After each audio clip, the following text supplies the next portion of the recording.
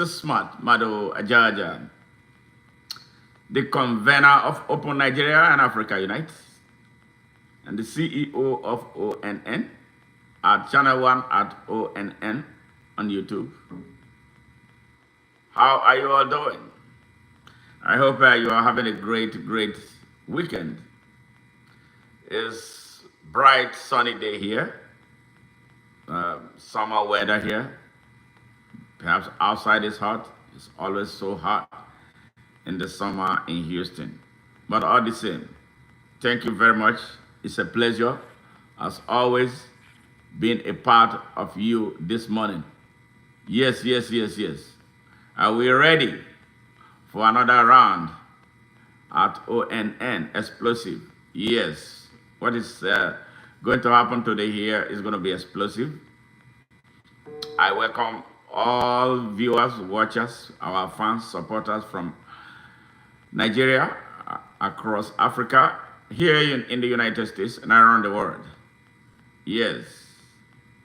The world is facing a lot of challenges. The world is facing a lot of challenges. The threat of a third world war, they call it third world war. All right. The nuclear confrontation between the United States, the potential nuclear confrontation between the United States and Russia, the mass murder going on in Gaza as we speak, the trouble everywhere in Africa. Yes, the progress being made in Burkina Faso, the problem we are having in Ghana, ordinary Ghanaians, perhaps sponsored, demanding that Nigerians leave their country. Those are not things to be happy about. And the sorry state of Nigeria. So sorry. So join us for yet another edition. Here today we're going to be talking again on Nigeria. But as I always say, everywhere on earth has a problem. If what I'm speaking speaks to the issue in your country, just replace the name of Nigeria and with your country's name. Ask questions, and let us have this very meaningful discussion. Very meaningful discussion. We look at the world, the issue of the world from a broader perspective. We are not haters. We don't tolerate haters. We don't tolerate racial slurs. We don't tolerate discrimination. Let's have respect for one another. This is a global channel and a global movement for change.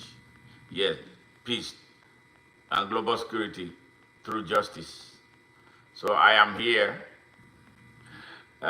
talking to you. I'm hoping that this is going to be an interactive session. And I look forward to seeing you guys being part of the conversation. And if you are just joining us for the very first time, we warmly welcome you to the ONN Global Channel. Feel at home, feel loved and wanted, feel free to mingle, feel free to ask questions, feel free to bring up things that will make this experience such a big fun on this bright Saturday afternoon here in Houston. Yes, if you have not subscribed to our channel, please do so by clicking the subscription button and again the notification button so that when we come online, you'll be immediately notified about the potential broadcast we're going to have. And to our returning subscribers and members, we can't thank you enough for your loyalty, for always finding time within your busy schedule to be with us. Yes, we love you, and you have made us proud. You have made us who we are. You have made us one of the most recommended channels, yes, on the YouTube space. And you have helped us immensely to grow organically. Yes. And when you are in this YouTube thing, there's nothing as great as organic growth. Yes. Organic growth. Yes. Hey, K-Boy, how are you? All right. Reggae, reggae. Oh, we coming. We coming. We coming. We coming. We coming from the cold. All right. So let's, chill. So we are trying to get in, share and spread the message so more people will join us for this very important conversation. We do it. We entertain you with great reggae music, Bob Marley. Tonight is going to be when we are going to have our reggae night, reggae at its best at ONN. We couldn't do it yesterday because one of our key members had to leave for somewhere, and we had to honor her and wait for her. She said, I don't want to miss anything out of it. Please, can we push it further? So, because of what she represents for us, we decided to push it further. So today, you're going to get a high dose of reggae. Yeah, that's going to start perhaps after this broadcast. We're going to have our scheduled reggae night tonight. It's going to be huge, massive, as always. Thank you very much for joining us. So, what we are going to be talking about today is about the issue in Nigeria. Nigeria became a nation state on October 1st, 1960. Before then, Nigeria was an amalgamated colony of Imperial Britain. The insult we suffer in Africa, perhaps somewhere else around the world, for people to come to say that they discovered you. They hijacked your administrative processes, imposed theirs on you, and they said they are amalgamating you now to become a country. Yes. So, that's what they did, amalgamation, 1914. And a lot of things, what the problems of Nigeria are, started from that amalgamation treaty that they signed in 1914. It was supposed to be a 100-year-old amalgamation. And that amalgamation effectively expired, the treaty expired in 2014, 100 years after. 2014, the amalgamation expired. Yes, in 2014. That was when the amalgamation treaty that brought about Nigeria becoming a nation state expired. But let's address the issue of independence. I'm going to come back to the amalgamation and how they trouble the unity of some groups, of particularly the elites of two groups, came together to work hand in gloves to ensure that Nigeria did not progress beyond subsistence. So, why am I doing this today? I am doing this to alert the people of Nigeria and the world, Africa and the world, about what may likely take place in Nigeria if we do not act with care and decisively put an end to the impending nonsense that the fake National Assembly in Nigeria is trying to put together. When Nigeria became independent, all the tribes and their tribal leadership lost their sovereignty and lost their authority. Now, the allegiance shifted to the Constitution of Nigeria. Nigeria became a constitutional country and not anymore a cluster of kingdoms. But it appears that some people, some Nigerians, do not understand what the meaning of a nation state governed by a constitution is. Even though we left the traditional institutions in Nigeria as a reference point or something symbolic, because we are a cultural people, something we can relate to that has something to do with our past. but people have not, been respecting the sovereignty of Nigeria when it comes to the issue of Nigeria being one country. And this is the reason why we have been having troubles with tribalism and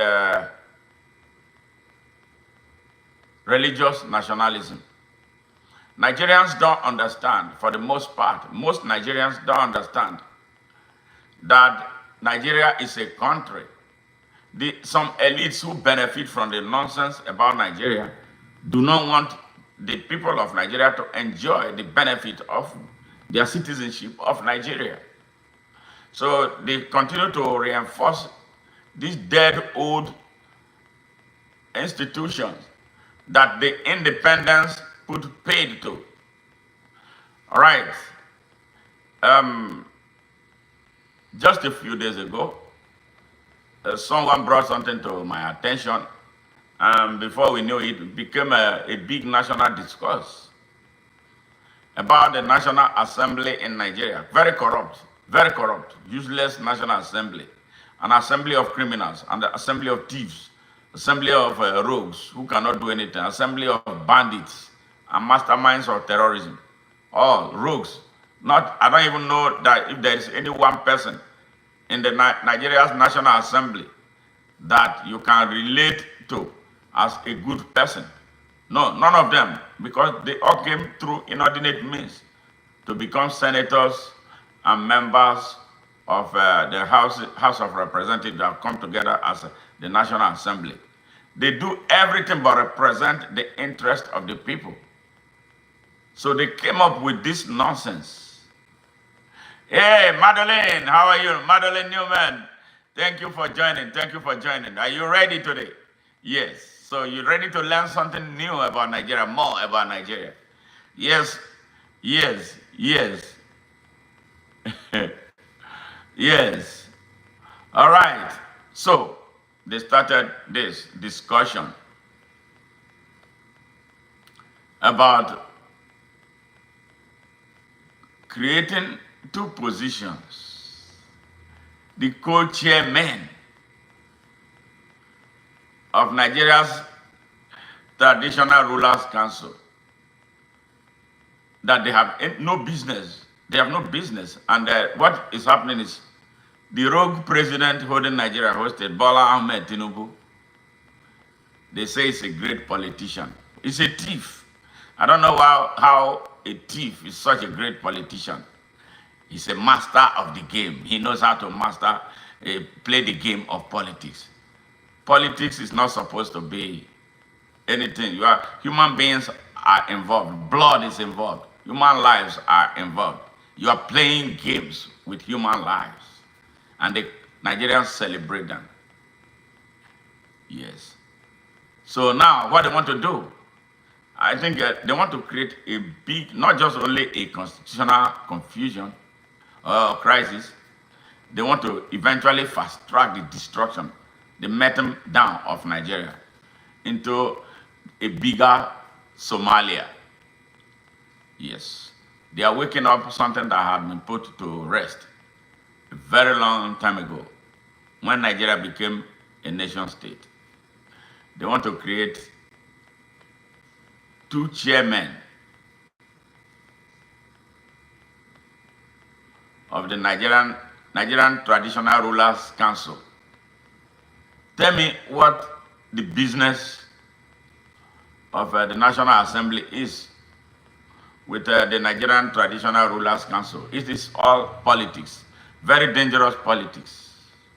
Bola Ahmed Tinubu is desperate for support. This was the same thing they did in 2023. But let me quickly address this head on so I don't lose track of where we are going with this discussion. They came and brought a bill to the National Assembly recommending two chairmen of the Nigerian Traditional Rulers Council, one body that they have no business even having anything to do with. That body is unconstitutional. It's not part of our democracy. Now, to complicate the matter worse, more, they brought a man from a terrible history, a terrible pre-Nigerian history, a descendant of an invader who invaded Hausa land in 1804, destroyed Hausa kings, seized their kingdoms, seized their lands, maimed their women, destroyed their children, took over their farms, the same way Boko Haram and the Fulani bandits are doing all over Nigeria. They brought that descendant. His name is Sa'ad Abubakar. He is not a traditional ruler in the first place.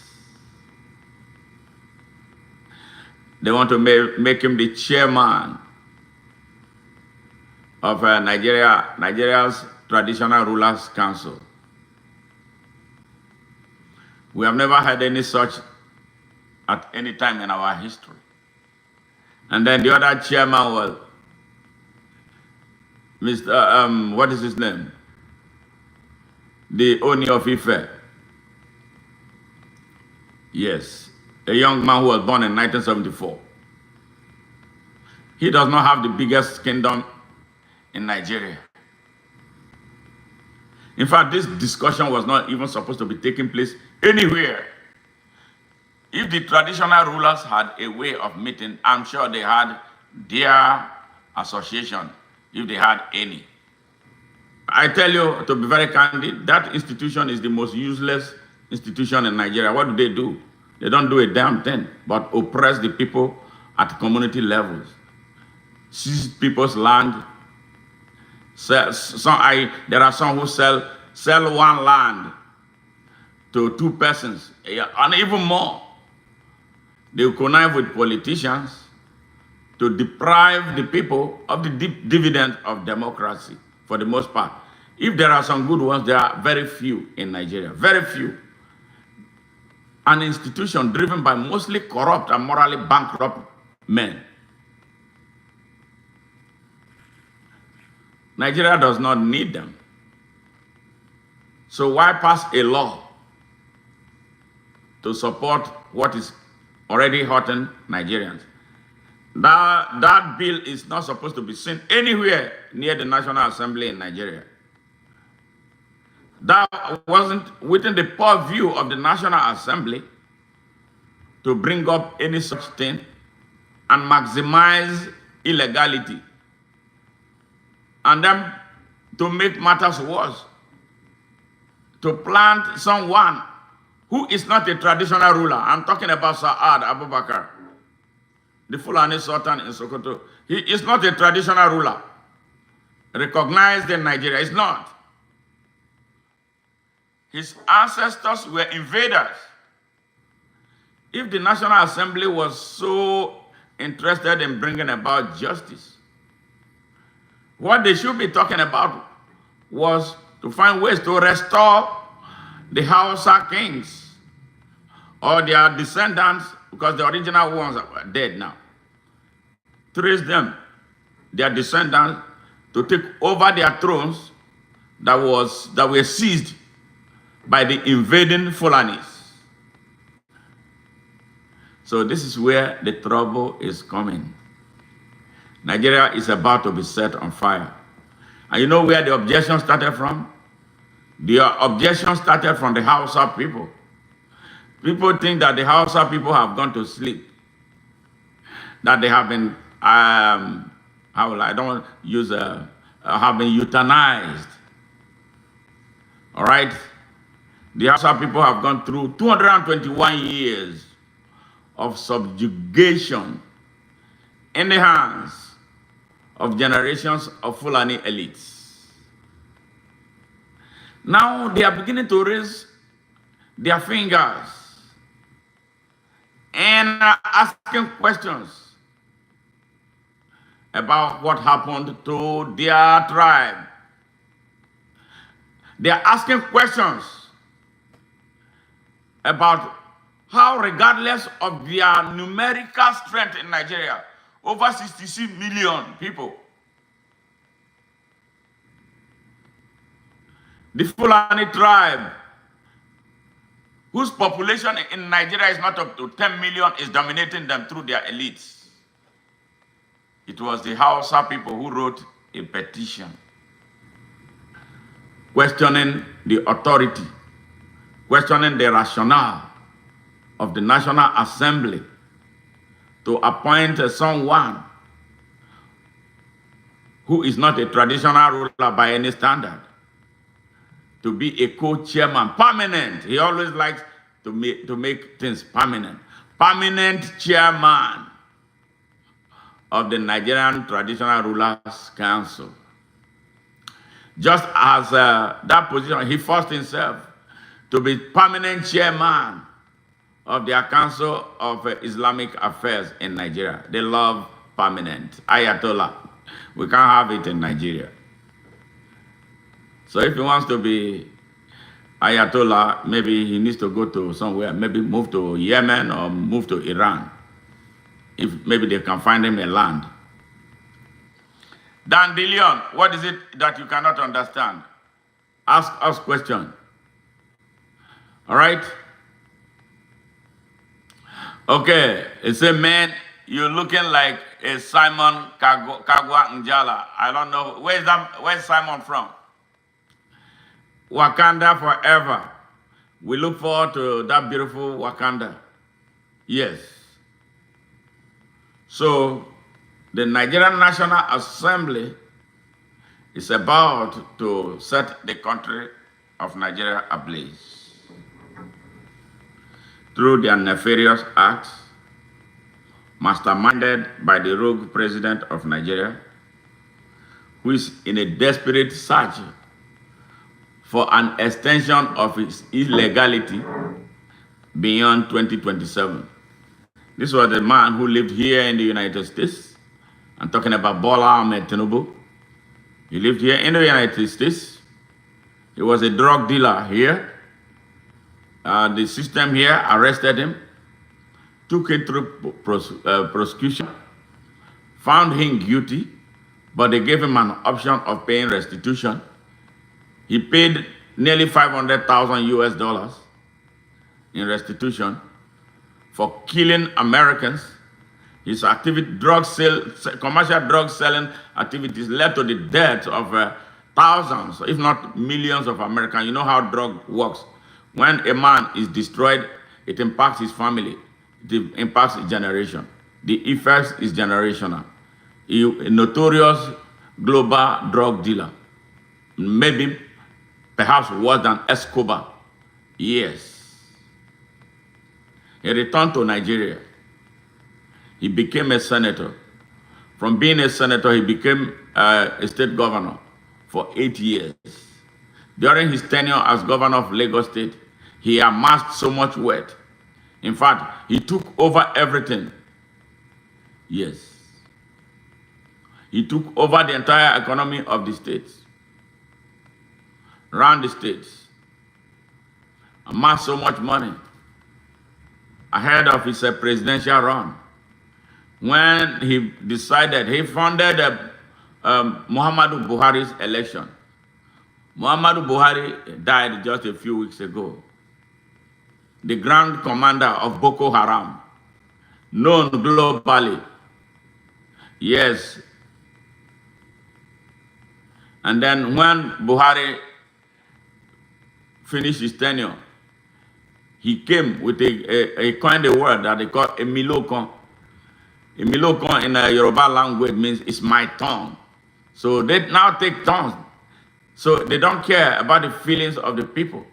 And which tells you that the democracy in Nigeria is not a people-driven democracy. It's a cabal-driven democracy supported by imperial powers, namely Britain, yes, France, and the United States. In his case, it was Joe Biden that helped him. Yes. Yes. That's how they put Nigeria where Nigeria is.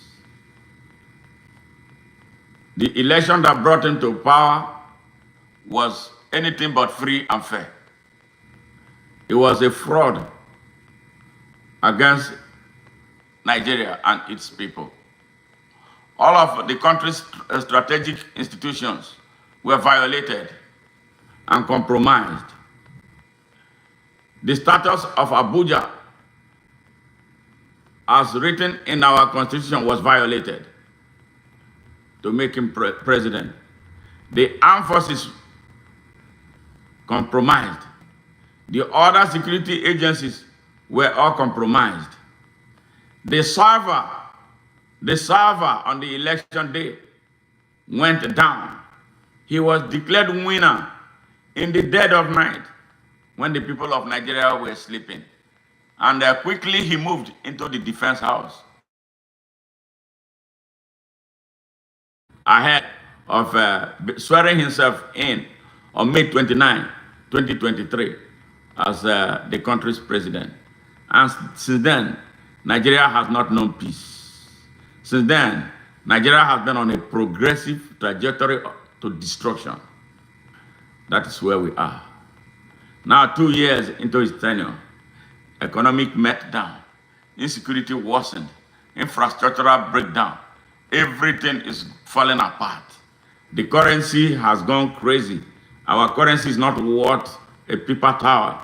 Yes, no thanks to this man and those who back him.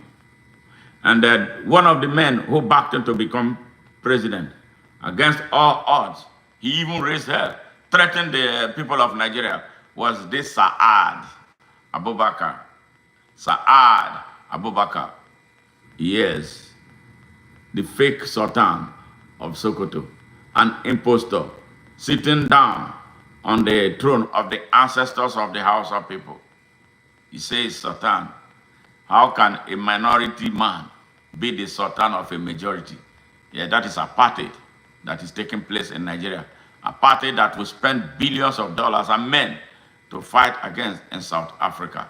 It's right here with us in Nigeria. And Nigerians are going to sleep with it.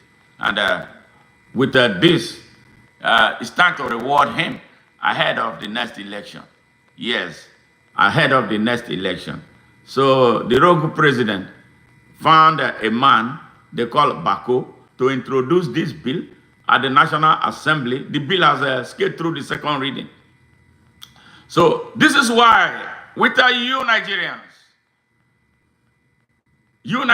who went to sleep, you Nigerians who went to sleep,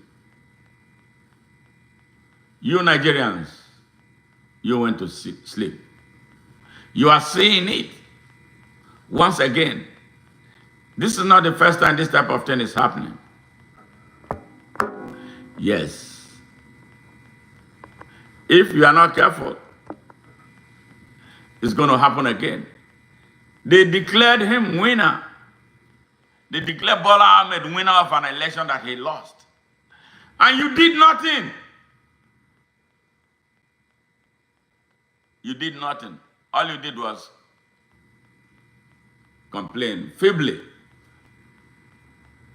What happened in 2023 in Nigeria will not even happen in the Republic of Benin, our next door neighbor. It won't happen. What happened, everybody went home to sleep.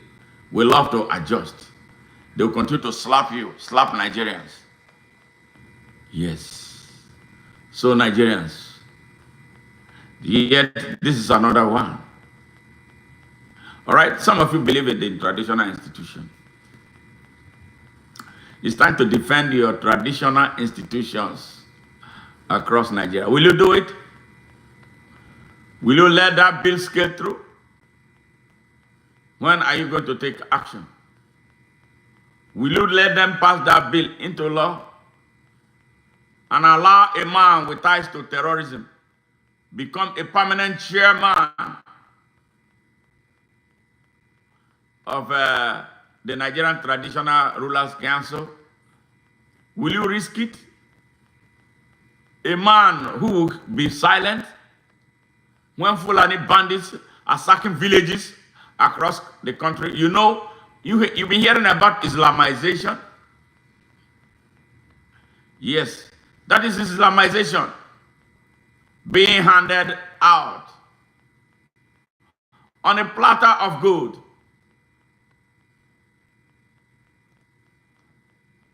With a capacity to do worse evil than you have ever witnessed.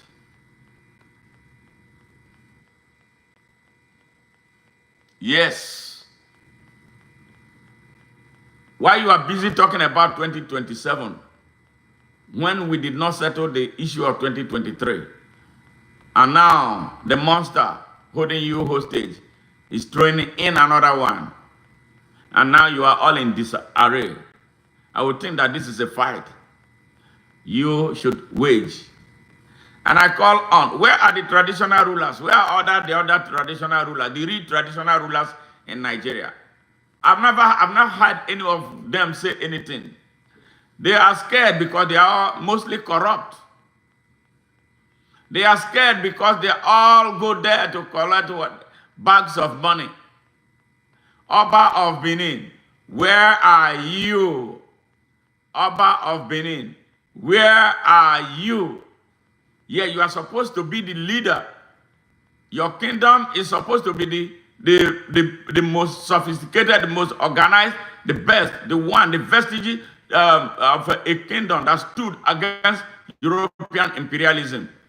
Oba of Orame will be spinning in his grave, learning this. Oba of Orame will be spinning in the grave. The Oba of Benin is busy playing politics, arranging for an indolent to become governor of Edo State. Now it's your time. This is a moment for you. Show leadership. Stand up. Why not you not leading the rest of the traditional rulers in Nigeria to stand against this evil? Yes. Why are you not the Oba of Benin? You call yourself Ewari. You took the title of Ewari. You took the name Ewari. Do you know what Ewari did in his time? Do you know what Ewari did in his time? The name you assumed is so big. You have been desecrating that name. Oba of Benin. Stand up for the traditional institution. Stand up for what Oba of Orame represented. Stand up for what Oba Ewari represented. Stand up for SCJ. Stand up for Akenzoa. It's time you stood up. Lead. Lead. I've been concerned about you in particular because the Benin Kingdom, the Oba of Benin Kingdom, that particular institution was one that I had so dear to my heart because my grandmother came from there. Yes. But since you came, it looks like things started falling apart. It looks like most of your actions are actions that are overturning the great deeds of your ancestors. What happened? Oba of Benin, lead. Oba of Benin, lead. If no other person fails to stand up, you will be the last that we expect to not stand up and speak openly and not through aids. Speak about this and the dangers it portends for Nigeria, especially the traditional institution, wobbly traditional institution. Yes. That bill has no business being in the National Assembly. And a man who is not a traditional ruler should not be a leader over you. Yes, the Benin traditional institution, very organized, is suffering since you have been suffering since you assumed that position. You got to think. You got to act. You know how many minutes I dedicated to speaking to you? I decided to do it on purpose. Yes. The Benin Kingdom, the Benin tradition, the Benin tradition. I had always said, until you came, would be the last to be destroyed in Nigeria. But you have handed it over for them to destroy because you got yourself involved with politics. You started playing politics. Yes, you started wanting to install governors. You put your hands in politics. All you needed to do was stay in one place, and the people came to respect you. You have messed up that institution. And I don't believe that it will be the same again. You desecrated the Benin traditional institution. And it is sad, really so sad. All right, we move.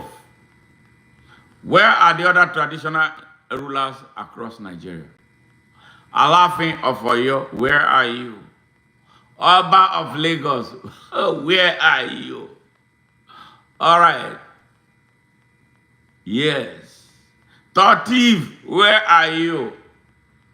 The Ochidoma of Idoma land, where are you? Yes, and on and on and on and on and on. So you sit down there, a non-traditional ruler will be imposed over you to be your leader. A man with a notoriety for injustice, a man who will keep quiet, who defend terrorists killing our people in Nigeria. Now you have him in the saddle as your leader. I don't know where you are headed. Yes. Obi of Agbo, where are you? Yes, Obi of Agbo. Oh, they say it's Den. Where are you?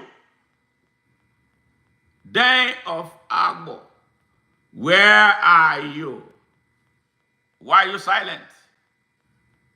Isn't it enough for you to speak up?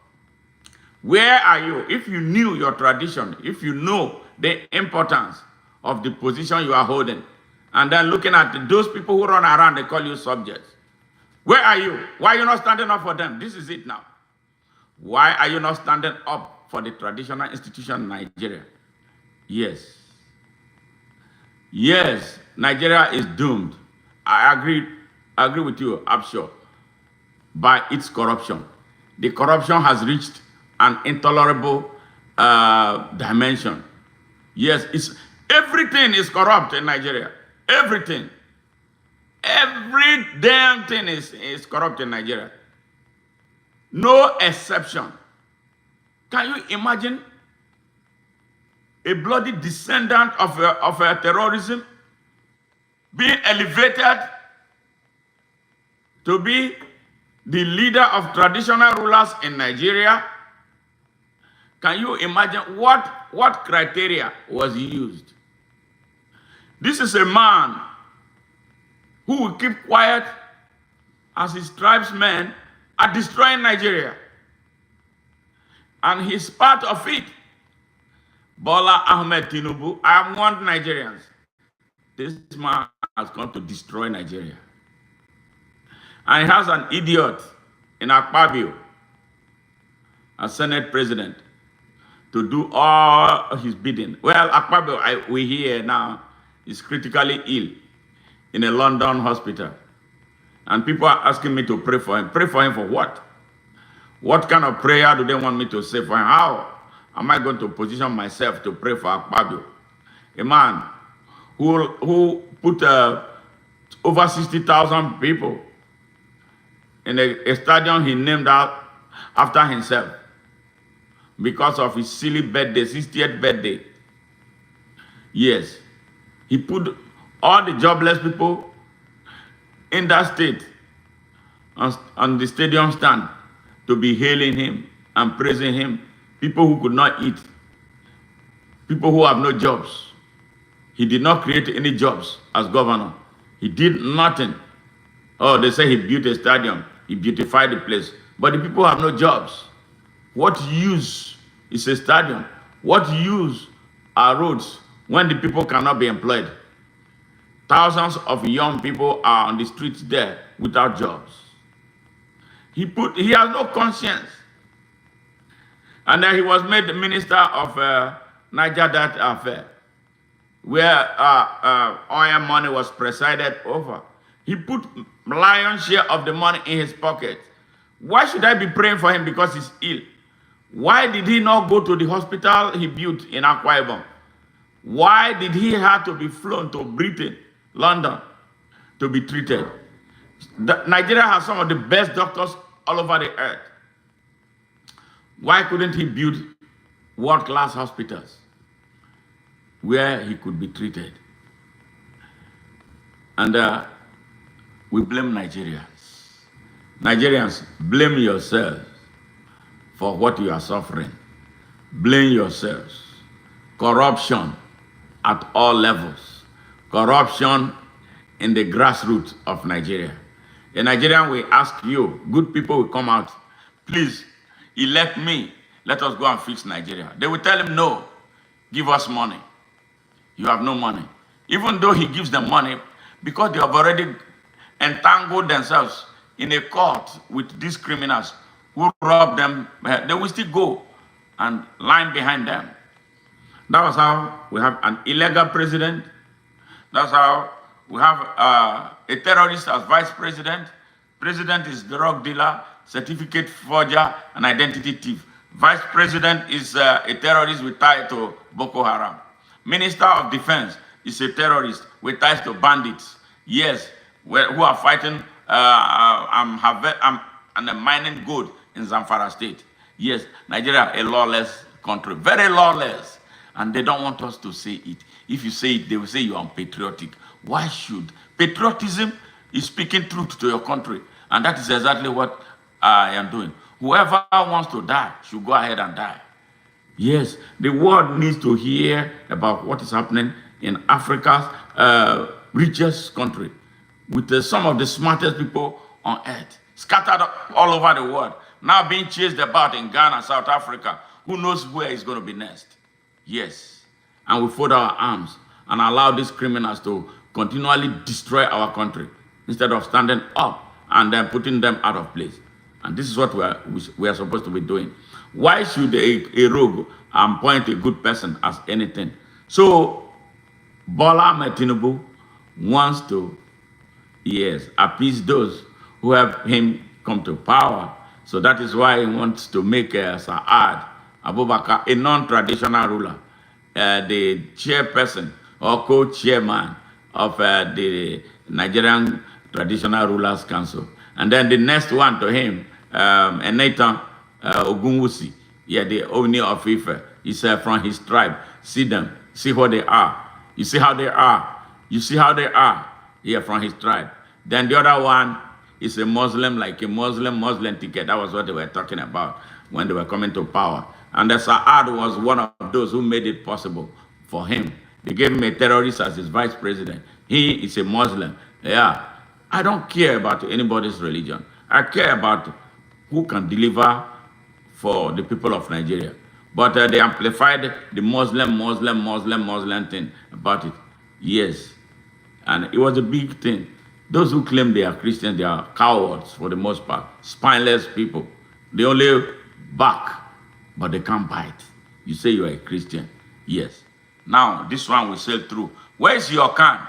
I would think that by now, the people of Nigeria would march to that National Assembly and occupy it and chase out those crazy idiots there. Yeah, they are voting.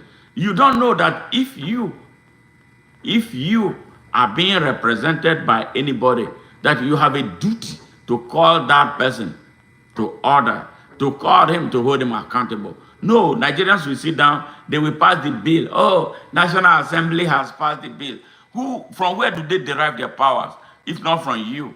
But that is the ignorance that Nigerians don't want to confront. When you tell them that they are ignorant, they will tell you that you are insulting them. That you are ignorant is an insult. That you are ignorant is that you are failing to understand, to learn new things, to change your old ways, your old stereotype that has kept you in prison. Yes, that's what ignorance means. Ignorance is not an insult. Nigerians are mostly ignorant. no matter how educated they are. Ignorant. And that is why these fools, idiots, are all over the place, taking over. Can you imagine a roadside mechanic becoming a senator, president in Nigeria? A drug dealer who we don't know any school that he went to. No record of his elementary school, no record of his high school, no record of anything. He said he came to State University of Chicago. How did he come here? Oh, question marks. His citizenship, big question mark. He has no brothers or sisters. With nothing is known. Mystery man. Yes. A man that nothing is known about is president of Nigeria. And Nigerians, when we come, everywhere we go, we make a lot of noise.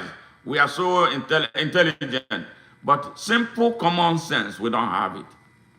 Why are we afraid of criminals? Why have we not been able to muster the courage to come together? Before we say anything, they will tell you, some people will say they are from the north. We are northerners. Because we are Muslims. It's un-Islamic for us to protest. Yeah, that's what they tell them.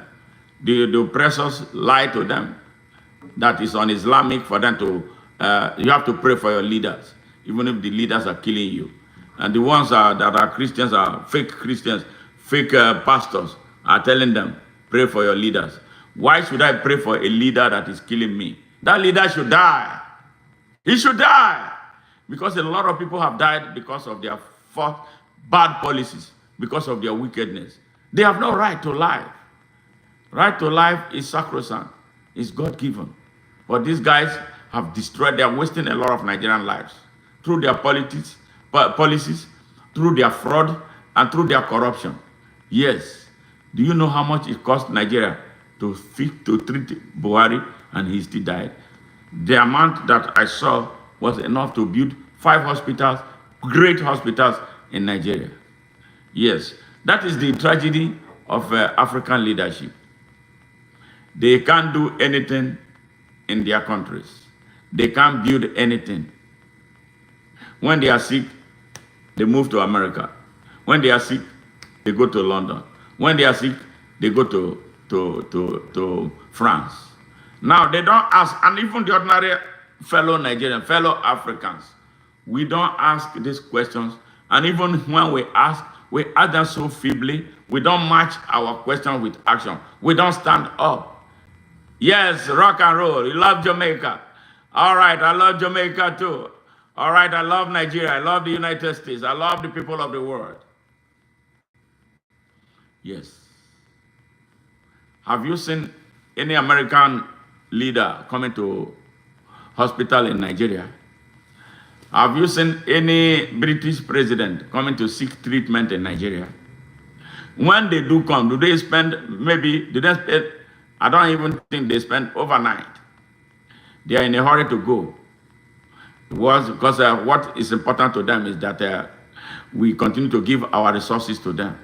When that deal is done, they are on the next available flight back to their places. But our African leaders, especially these crazy Nigerian leaders, yes, we steal money, bring them to America. We steal money, take them to Europe. They go to France. Like this idiot holding Nigeria has a house in Paris.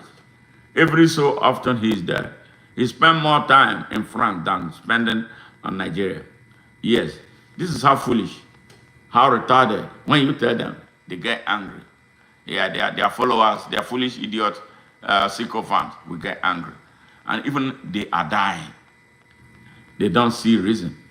Which leader does that?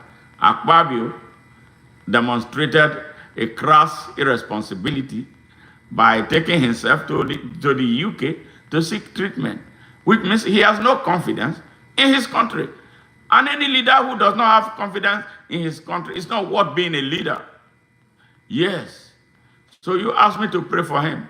Pray for him for what? What do I know is ailing him?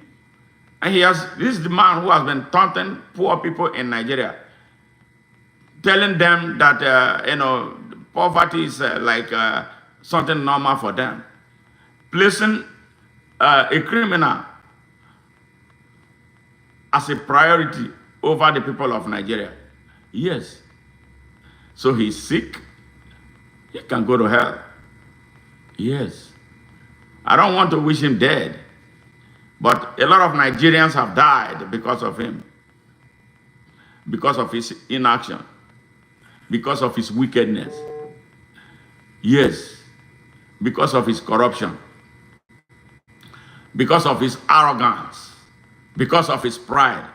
Because of his disrespect for the common Nigerians. Yes. Nigerians, we need to navigate away. What can we do? What can we do? What can we do? In the north of Nigeria, 95% of the poor people in Nigeria are from the north of Nigeria. And this is a place where they use religion to repress the people. The corrupt elites who front as northern leaders in Nigeria. They repress their people. They exploit the people. They abuse the people using religion. They tell them that Allah is responsible for poverty, even though they refuse to give them access to opportunity to thrive and to live and not struggle. They put the country's budget in their pockets. They put the state budget in their pocket. They don't fund education. They don't fund healthcare. They don't fund anything but themselves and their families. And there are millions of poor people, as we speak, over 30 million poor, innocent, and defenseless Hausa children are in the streets of the north and elsewhere in Nigeria, begging for alms from one house to the other. They go for months without shower. They go for months without brushing their teeth. And they say they are teaching them Islam. They are teaching them religion. They have no love. How will someone throw a 6-year-old into the wild in Nigeria? Yes, there are state governors who don't do anything. And the number is climbing. It has become a generational thing. Genocide. Genocide is taking place. Yes, in Nigeria. Policy genocide. Deliberate genocide. And you come and tell me that a man who looms large in the core north of Nigeria as the Sultan, even as fake as he is, who could not do anything to inspire education among Hausa children. You want to make him the co-chairman of the Nigerian Traditional Council, Traditional Rulers Council, to expand the evil that they eat and dine with in the north of Nigeria, across the rest of Nigeria, that has actually been circled. Nigeria has been circled by Fulani militias and mercenaries that they imported from outside Nigeria with the hope of seizing Nigeria to build their Fulani nation. And you and I, all of us, are keeping quiet as if it's something that is not serious. You don't understand what is taking place in Nigeria. So this is the reason why Nigerians, I'm calling you again, before this disaster happens, it's time you must stand up to put an end to this. Call your senators. Are you listening? Call your senators. Call every member of the National Assembly. Let them know that if they pass that bill into law, that they will not go back. That's what America does. I love America. Where's my flag? In this, I love America. Yes. America is great. You know why? America has shortcomings, and I talk about the shortcomings of America. I'm not afraid. It's a lot of crazy things happening here, but there's one thing I give to them. When you mess up, as their representative, and they tell you you are not going back. You ain't going back. They have a system of accountability. You go like those who are voting along Trump for some of the nasty policies. I tell you, when America will hold their midterm election, you will see things that will happen. Did they not tell Donald Trump the first time he came? After all those things, when it was time for him to extend his tenure, they told him, no, you are not going back. And they did it. Americans, I love them for what they do. Like these crazy Nigerian politicians, if they were here, they wouldn't be doing any of the nonsense that they do. Because they know that Nigerians are ignorant. They know that they keep Nigerians hungry and they starve them to death. And then close to elections, they will come and give them peanuts, buy their votes, and then they go and they don't see them anymore. If it was a place where people are thinking progressively, if it's a country where people love their children and take their children to heart and their future, that they defend the future of their children, yes. They love their children, they love their country. They love their cities, they love their states. None of these brigands holding positions in Nigeria will be there. It's because Nigeria has broken its moral compass. That is why. Evil men thrive, live in Nigeria. Good men are repressed. Good men are laughed at. You don't have money. But the ones who are rich in Nigeria became rich from stealing from the people of Nigeria. They became rich from stealing from the government of Nigeria. They become rich from stealing from the resources of Nigeria. They are some of the laziest people. They don't work. How will a thug work? How will someone who could not pass school cert work? Yes, those who came to service with fake degrees, how would they make policies for a Nigeria of 250 million people? Yes, because we don't love the country. If a country that is not loved suffers the fate Nigeria is suffering, regardless of whatever that country is endowed with. Yes, can we say Nigeria is poor? No, Nigeria is by no means poor. No Nigerian is supposed to be begging. No Nigerian is supposed to be in Ghana. No Nigeria is supposed to be in India. No Nigeria is supposed to be in Pakistan and all the places where you find Nigerians. Even there are some Nigerians in Afghanistan. Yes, anywhere outside Nigeria is good for Nigerians right now.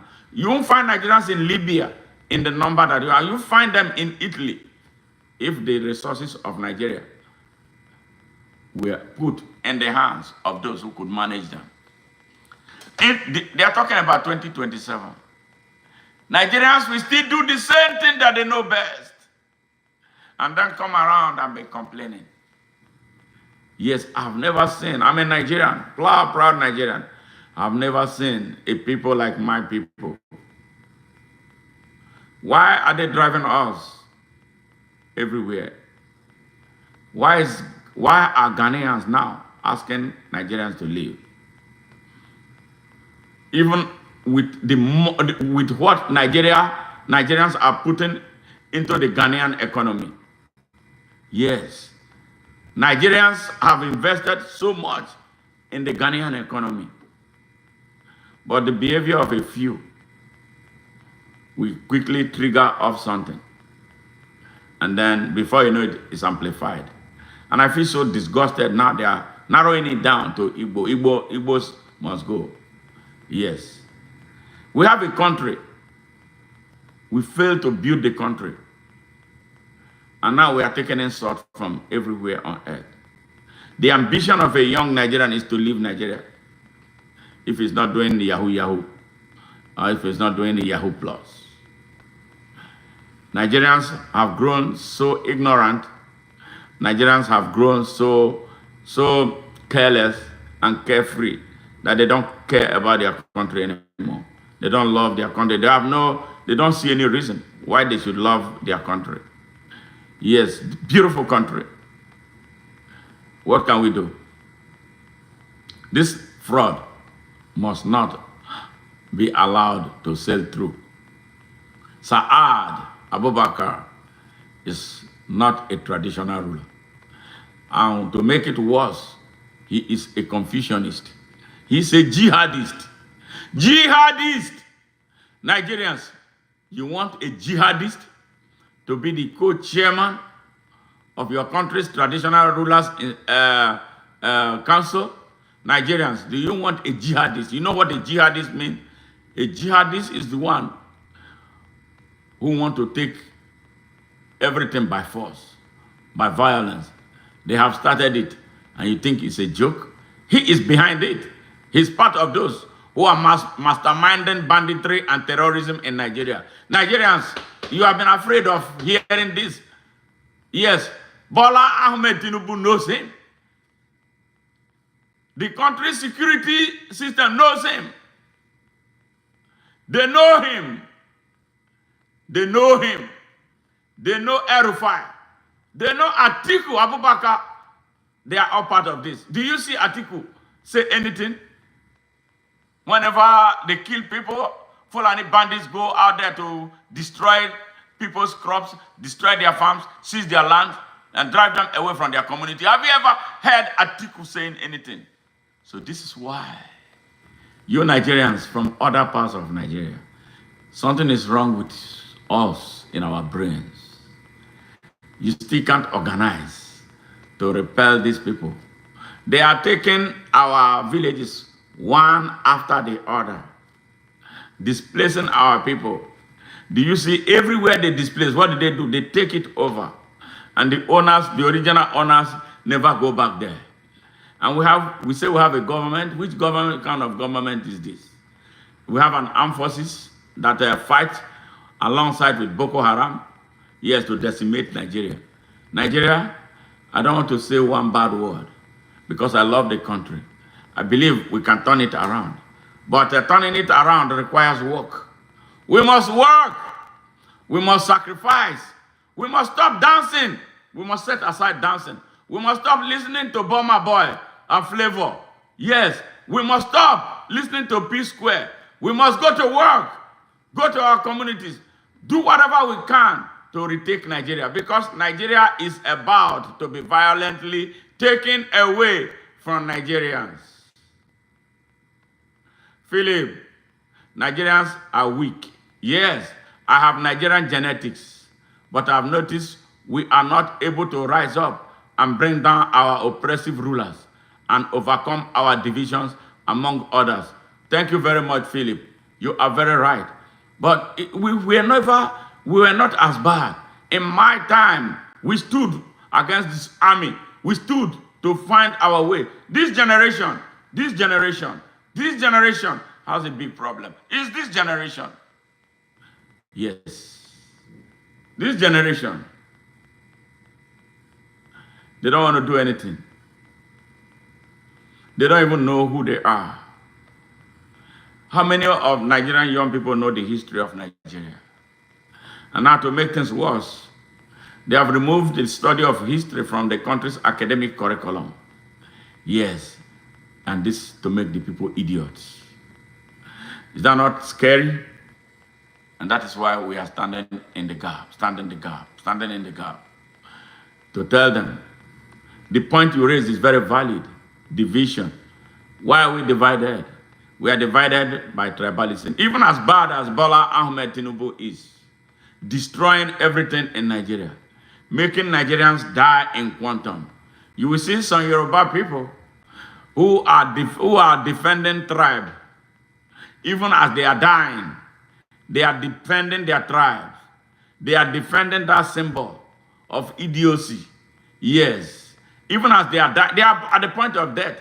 They are the hungriest. They will defend their tribe. He's our man in power.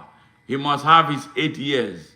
How? He must have our 8 years. So we have to extend our suffering by 8 years. So more people will die for another 8 years. When it was Buhari, the same thing. NSAS came. They wanted, people were protesting. The North, when they say this North, the North for the benefit of the elites. that have so much power to control the poor. They built a country of poor people. They throw balls of bread at them, and they are happy that somebody, Nigerians, man, I love Nigeria. I love Nigeria so much, and I love the upbringing that I had, and I am happy that I'm replicating that with my children. Self-respect, self-respect. When I was growing up, my parents did not have a television. They did not have a radio. Our neighbors had, but we never went there to be putting ourselves in their faces to listen to their radio. Unless they brought it outside and we had the benefit of hearing what the radio was saying. That was great. But we never went out there. There were, during my time in elementary school, this rich man, is the richest in my hometown. He had a television. Television was new then. That was, I'm talking about 70s, early 70s. He had television. Young children from my class, in the night, in the evening, they would go and want to be watching television. What do? They open their windows. Which was nice. But at times, the wife got nasty and was throwing water at the poor, innocent children so that they will stop bothering them and they will leave. And when they came to the class, they were saying this, oh, that man's wife was pouring water at us yesterday. Another. I was like, who sent you there? Why did you go there? Yes. But Nigerians of today, I don't know what it is, man. I don't know. I am troubled, very troubled. From 10,000 miles, I'm speaking to Nigerians. I am from the United States, but I was born in Nigeria. I am a Nigerian, and I live here in the US. All right. So, here we are with this trouble. Here we are from a country that is so endowed. We have crude oil. We have about the largest deposit of gas on earth. We used to have a great aquatic life. We have 90% arable land, 90% arable land. Okay, thank you very much, John. I love you guys. I have a lot of friends from Iran too. My Mercedes mechanic, Mazia is from Iran. I used to take care of my Mercedes when I had Mercedes Benz. Yes. How come we became so poor? How come we are the way we are? How come we are facing this type of devastation? How come only criminals are those who can lead us? Great people, some of the best intellectuals are from Nigeria. How come it's only idiots that we have as leaders at all levels? An idiot is president. A terrorist is a vice president. A minister of defense is a terrorist. Yes, state governors are all idiots. Members of the state and national assembly are some of the worst, that could not, in a sane environment, present themselves to be cleaners. But they are our leaders. Now, tell me what kind of policies that they will craft that will bring about the Nigeria of our dream without us doing something drastic. Nigeria needs a revolution, not an election. An election in Nigeria, yes, will produce a far worse outcome than we have seen. Yes, 2027, those who are talking about 2027, I don't know how they want to get there politically. Not with what I am saying, not the type of names that are being bandied, the same people. How will they produce a different result? I am talking about Atiku. I am talking about Kwankwaso, Rabi Kwankwaso. All right. I am talking about Yeson Wike, Bola Ahmed Tinubu. What are they? Oyegu. Yeah, even Peter Obi. and all that. What difference are they going to make? For real. The same names, the same people. We want to change with the worst tools. How are you going to bring about this change? This is the question for Nigerians. How Nigerians became so cowardly. How Nigerians became this type of people who can be misled and they fall for everything but stand up for nothing. How Nigerians cannot get together because of religious and tribal differences. It makes me sick. Yes, the people in the north suffer most. The poverty in the north stinks. But when they can't, their young people cannot mix with the young people from other parts of Nigeria. They tell them it's haram. They are so scared. They don't trust people from other places. They are in chains of these criminals who call themselves northern leaders, mostly dominated by Fulanis.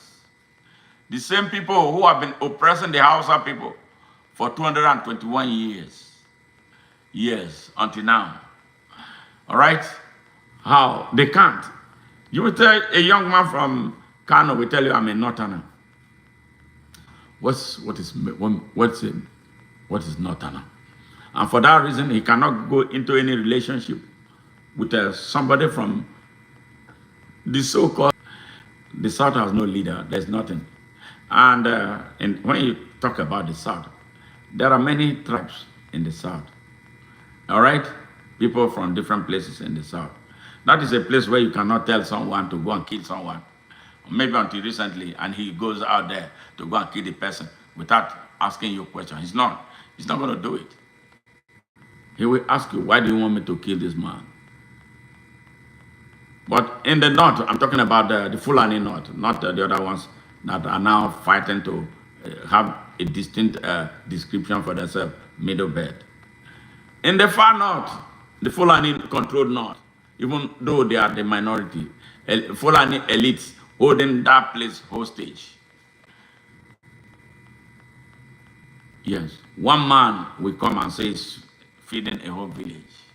What does he feed them with? Money he steals from them. Money is stolen from their state budget. He comes and drops some pieces of bread. Maybe, if it's so good, chicken. All right, like dogs. And then when anything he asks them to do, they will do. If he asks them to go and kill, they will kill. And they are the ones responsible for all the sectarian violence you hear in Nigeria, in the north of Nigeria. When they tried to kill me. Yes, 1991. They killed my friend because any person who is not there automatically is a Christian, and so he must die or she must die. When they get crazy and they get bloodthirsty, yes, they will tell them to go and kill. And that is the thing that we must break. Breaking that yoke is most difficult. It has been part of the most challenging work I have ever done in my life. Yes. So, in that sense, Nigeria is not one. Nigeria is not one. Nigeria is not a nation. Nigeria is just a mere geographical expression. The people are just there. I am from Nigeria. I'm not Ethiopia, blow silent. All right?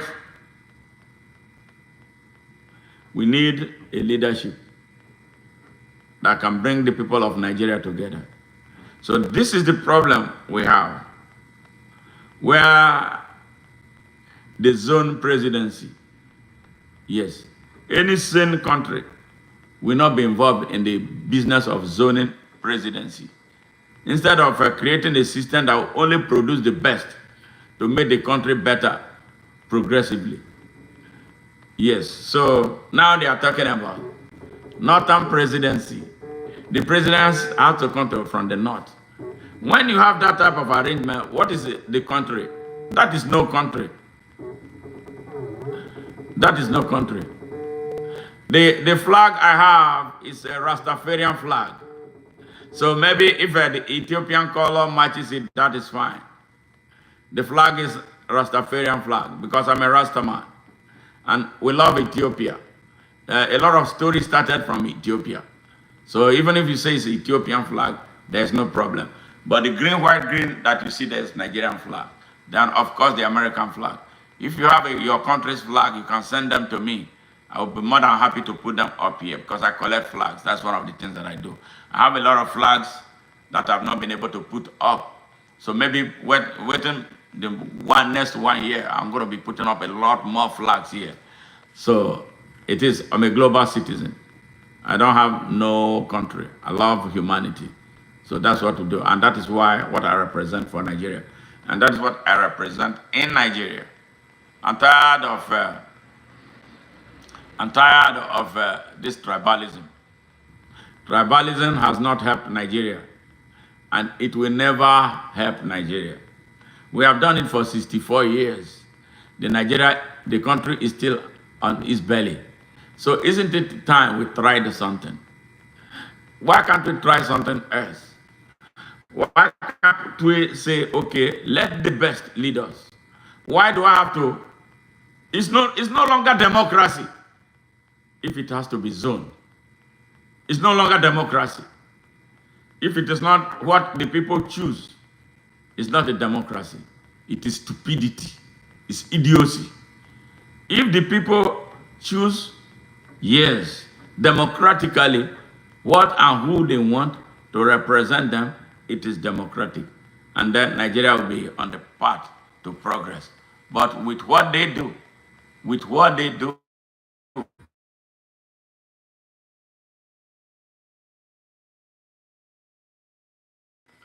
all right, sorry about that interruption. So, we don't want their type of democracy. When you zone anything, you disenfranchise those who are not part of the zoning. Let us open the system. That is why I'm at the forefront of driving the message for Open Nigeria.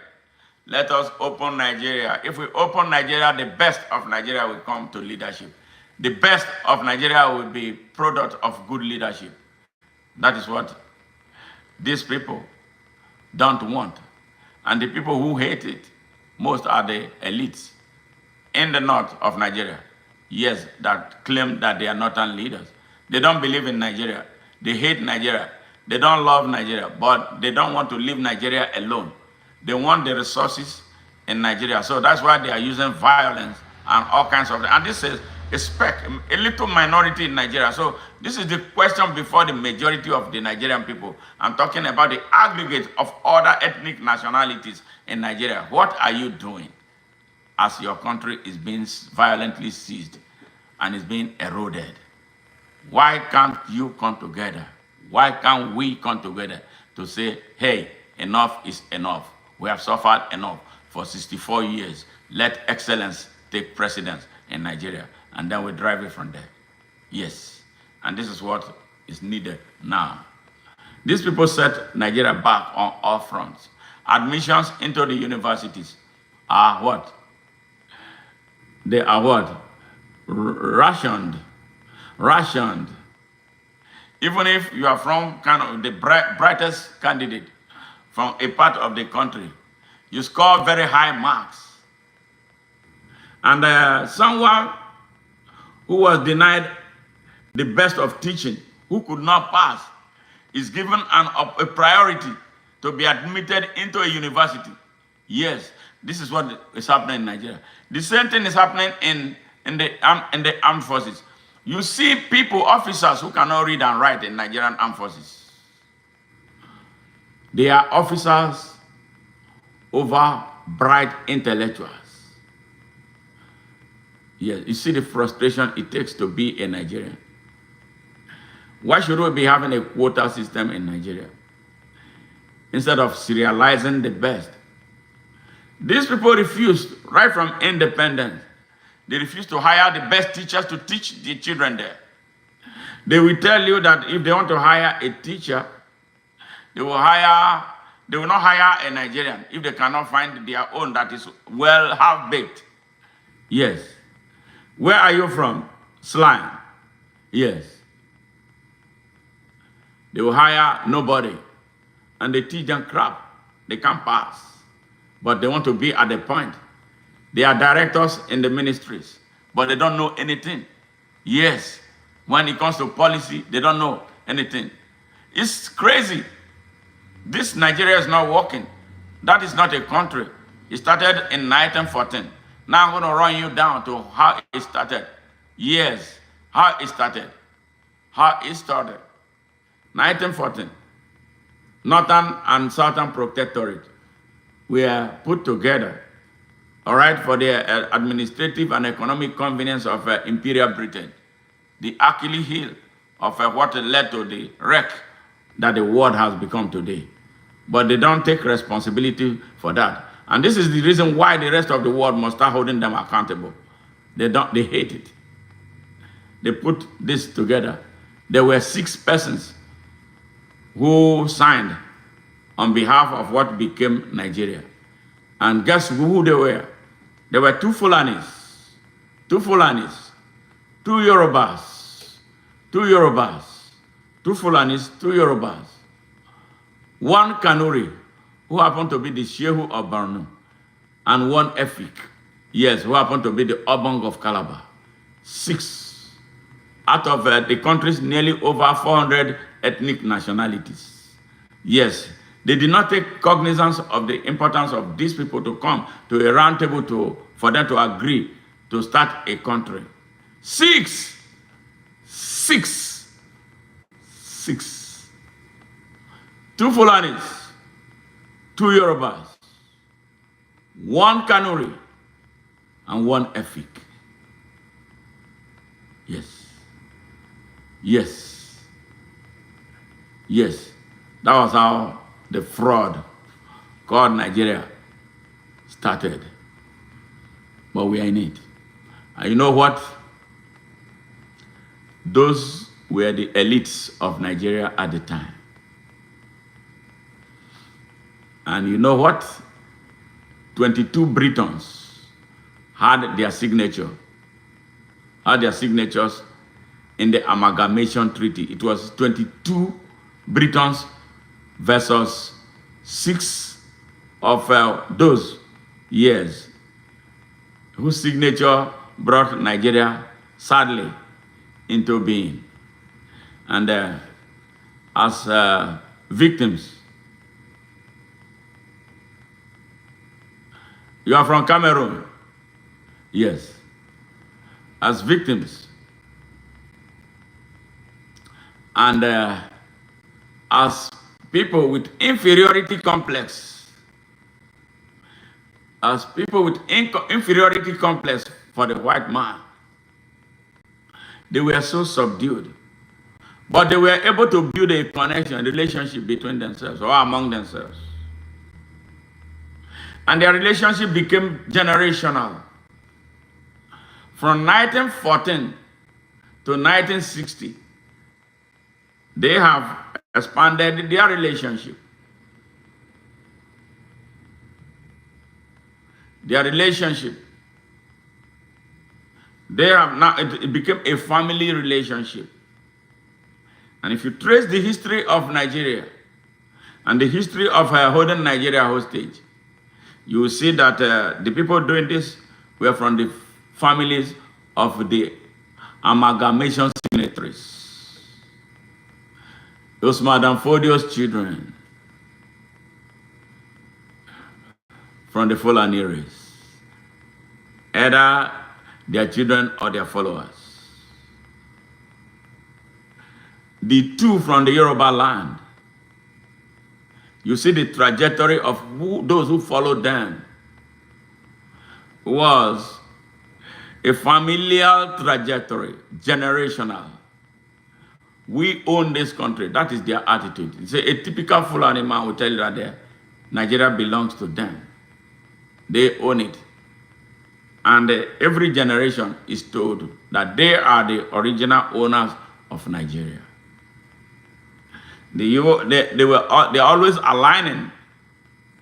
They're always aligning with the Yoruba elements of the amalgamation.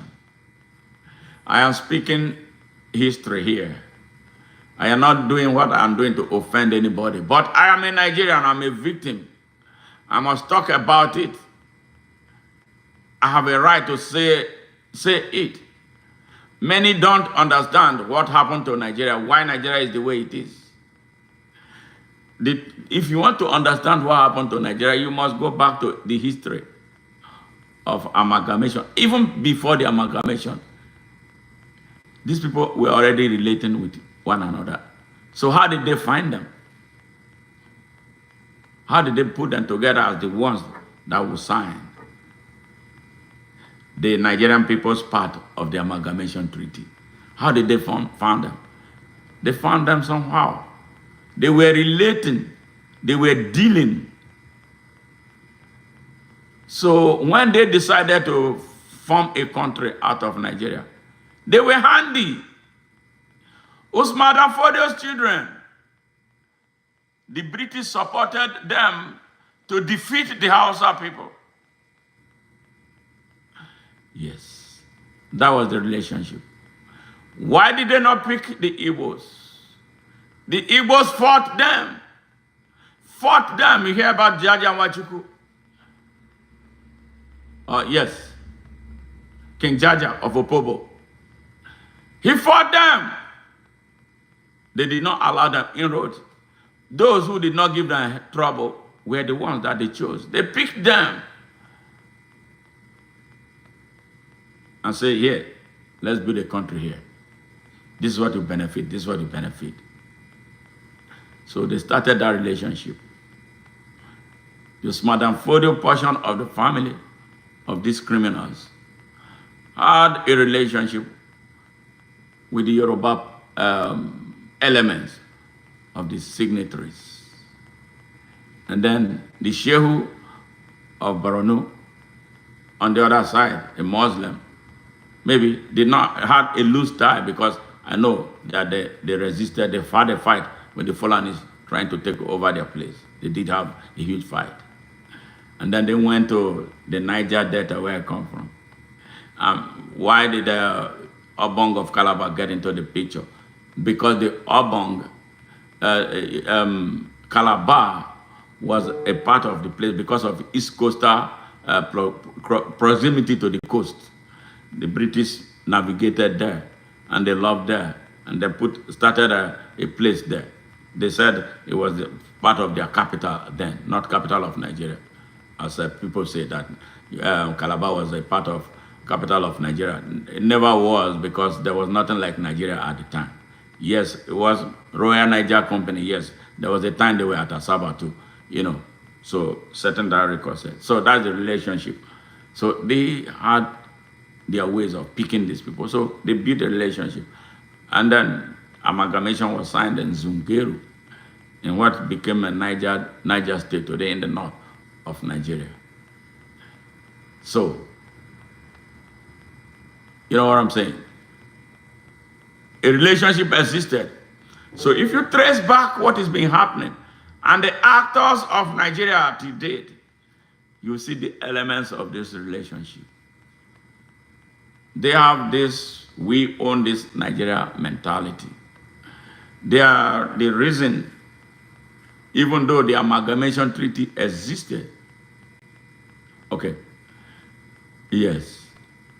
Even though the amalgamation treaty existed or expired, their connivance is the reason we have not been able to hold a conference that will lead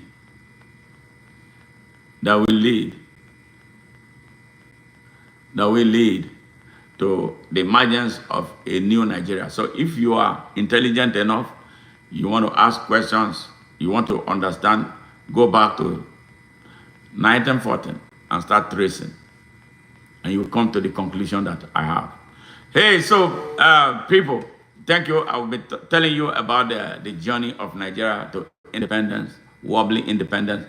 If you love what we do, if you love the ONN, please like this live broadcast.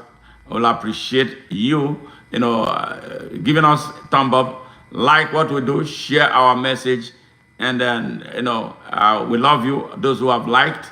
We love all those who follow us. We love all those who are new members. We love all those who are returning members. We love all those who will bring more people to come to hear the truth about not just Nigeria, Africa, but about the rest of the world. Yes, and we welcome you for those who want to be part of what we do. You want to present your face here and tell us more about you and about your country. We are more than happy to extend access to our studio to you. So like our channel, like especially this broadcast, share it, and we will appreciate you. Yes, so the crux of what we are talking about is that Nigeria, through the years of independence to where we are right now, has traveled a very rough road. We are not a country. We are not one. Nigeria is not one. Well, Nigeria is not a nation, but it can be made into a nation where no man will be threatened. Yes, and where no man will be discriminated against. Where no man will be asked questions about, oh, you go back to your place. Where no man will be humiliated. We have suffered enough as Nigerians. We want a Nigeria where everybody will feel free being Nigerians. Yes, we want a country where Muslims and Christians can eat from the same plate. Hausas, Igbos, Yorubas, and Fulanis can get together and be happy without daggers around them, without the need for AK-47, like some people want. Yes, we want a Nigeria where if there is any trouble anywhere in Nigeria, it becomes the trouble of the whole of Nigeria and not the trouble just for the people who are directly impacted by it. We want a Nigeria where any freedom fighter like Nnamdi Kanu is being heard. We want Nigerians that will rise to the occasion and say something about it and say, let this man be, because he asked a question. And if you tell me every question Nnamdi Kanu has raised is yawning and looking at us in the face, that question is slapping at us. Yes, because we are not one Nigeria. We don't want a Nigeria where hate will continue to divide us. Why are we citizens of the same country when I cannot go to your place? I can't go to Lagos and feel free without someone telling me that they are Yorubas and so Yorubas own Lagos. Who cares? Nigeria is Nigeria. And if you are a Nigerian, you have the right to any part of the Nigerian soil. You can go there and be responsible and work in accordance with the law without being reminded about your tribe. Whether you do anything, your tribe does not matter. If you do anything wrong, you'll be punished according to what you did wrong, not because you are Igbo, not because you are Fulani, not because you are Hausa, and not because you are Anika. Yes, we must. We don't want a Nigeria where one group will violently dominate and they want to take over, kill off everybody. Yes. We don't want a Nigeria where cattle rearers will come and bring their cattle in the farm of private citizens and they eat up his crop, and then when they are asked questions, they pull guns. And our justice system is not able to hold them accountable for their crimes. We don't want that type of Nigeria. We want a Nigeria that will be home to all Nigerians. We want Nigeria that will be friendly to all Nigerians and their visitors to Nigeria. We don't want a Nigeria whose story will only be told through the criminal acts, through the prism of criminality. Yes, we want Nigeria that will stand tall any and everywhere in the world. Yes, we don't want Nigerians, a Nigeria that will breed a country of citizens that will be so disrespected elsewhere, with our government not being able to do anything. Yeah, we want Nigeria. No, we want Nigeria. David Wallace, no kings, bring no oppression. No person ever deserves to hold the fate of others in their hands. Absolutely, absolutely, absolutely. I agree. Yes. So this is what they want to do in Nigeria. They want to impose kings on us. We don't want kings. We want leaders. We want those who can relate to us. We want those who can relate to our pains. We want those who can solve our problems. We want those who can stand up for us when our country is challenged. We want those who can raise their voices when Nigerians are held in captivity or being punished or treated badly outside Nigeria. Yes, that's the Nigeria. Yes. It is time. It is time. So, this bill before the National Assembly of Nigeria, I beg of you, people of Nigeria, from everywhere in Nigeria, north, south, east, and west, not because I care about traditional rulers, but this is an insult on our country. This is an insult on our psyche. This is an insult on our territorial integrity. This is an insult on our sovereignty. That a non-traditional ruler, I'm talking about Saad Abubakar, be imposed on the people of Nigeria as the chairperson of their country's Council of Traditional Rulers. It's an insult. It's an affront. It's despicable and must be resisted. What must you do as a Nigerian? Pick your phone. Call your senator. Pick your phone. Call members of your House of Representatives. Pick your phones. Call your state governors. Pick your phone. Call anybody that needs to be called. Come together, build a momentum against this evil that this Bola Ahmed Tinubu rogue presidency is about to bring upon Nigeria. Using AKPABIO, yes, and the members of the corrupt National Assembly to bring into fruition. We must resist now, like we did not resist when they brought him to power as the president of Nigeria, against our wishes and against what the real vote count stated. We are tired of being bamboozled. When are we going to stand up for Nigeria? I believe once again, we have availed with another opportunity to prove that we are truly citizens of Nigeria and stop this nonsense. We can go and deal decisively with those we don't want as our leaders. Now, you see the importance of choosing the right type of leadership. Yes, the right type of leadership. You can't beat it. When you choose the right type of leadership, you can go to sleep. Yes, you can go to sleep. That those leaders are doing something good. But when they do something wrong, you do still have a right as citizens, because they are your servants. They are not your rulers. They are your servants and not your rulers. And so if they are servants, they must be accountable to you. So what can be done? Because what we have right now, what we have in Nigeria and now as leaders at all levels are idiots.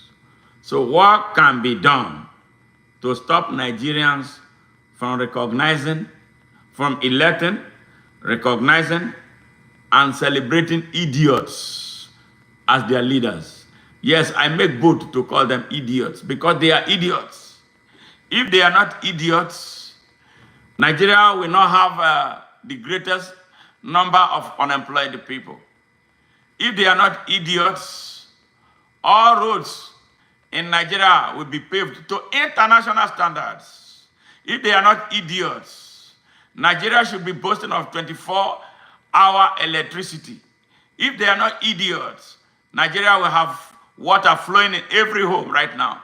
If they are not idiots, Nigeria will have some of the best hospitals on earth, where people will come from around the world as medical tourists, and not Nigerians going to India, and Nigerians traveling, or not a situation where it's only the elites holding Nigeria hostage that can afford to go to take treatments outside Nigeria, like AKPABIO did, Buhari did, and he died there. and Abdul Salam did, and he was so proud that he was a patient in the same hospital with Buhari. So shameless, so shameless. A former head of state of Nigeria, yeah, who had an opportunity. What did he do? He finished the external reserve of the country. He was boasting. He was so happy that he was patient at the same London hospital where Buhari died with Buhari. I'm sure that is the same London hospital where AKPABIO is. Yes. So that hospital is complicit. Yes, absolutely. What is taking place in Nigeria is disgusting and sad. What can we do to save Nigeria? You ordinary Nigerian, who think that you have to sell your votes, that somebody has to buy your votes. Yes, because you are so hungry. Because you are so hungry and cannot stand up for your children. You don't care about your children. You don't care about your country. You don't care about your future. You see the consequences of selling your votes? That is what you are reaping right now. The consequences manifest in bad leaders. They manifest in crooks being your leaders. But they manifest in terrible traditional rulers wanting to Islamize your country. Yes, using ethnic militia that have surrounded the country. Yes, it is your votes that is counting for you right now. If it doesn't count positively, it counts negatively. And here, what we are seeing in Nigeria is the negative counts of our votes. So what can we do? Yes, so when you have another opportunity to choose a leader, will you choose an idiot to be your leader? Will you choose a fool to be your leader? Will you choose that idiot who will give you money, not even enough, but enough to buy one bottle of beer, or maybe for the women, cook a pot of soup, and then that's it. You wait until the next year. You don't choose the leaders who can build school or expand existing school, put a better infrastructure, build libraries into schools. You see, children who go to school here, I am talking, one of my children is here watching. Yeah. Yes, she's here watching. The school she went to is a public school. Why should I send my children to a private school? The public schools are the best. That is what everybody wants to go to, because that's where the infrastructure is. That is where the money from the state is. They invest in education. They have the school she went to, elementary school she went to, the high school she went to, have a world-class library. Yes, they have a stadium. Elementary school with a stadium. Football is big there. Basketball is big there. Yes, the school, they have labs, computer labs. Everybody to his or her own computer. You know what? Nigeria can afford it. But Nigeria elects thieves. You, looking at me, you Nigerian watching me today, the one who is listening, going to be listening later. You, whenever you have opportunity to choose leaders, good people come. Now, good people are not coming anymore because they believe that they will not be able, they will not skate through. You will not choose them, starting from your corrupt party primaries. Yes.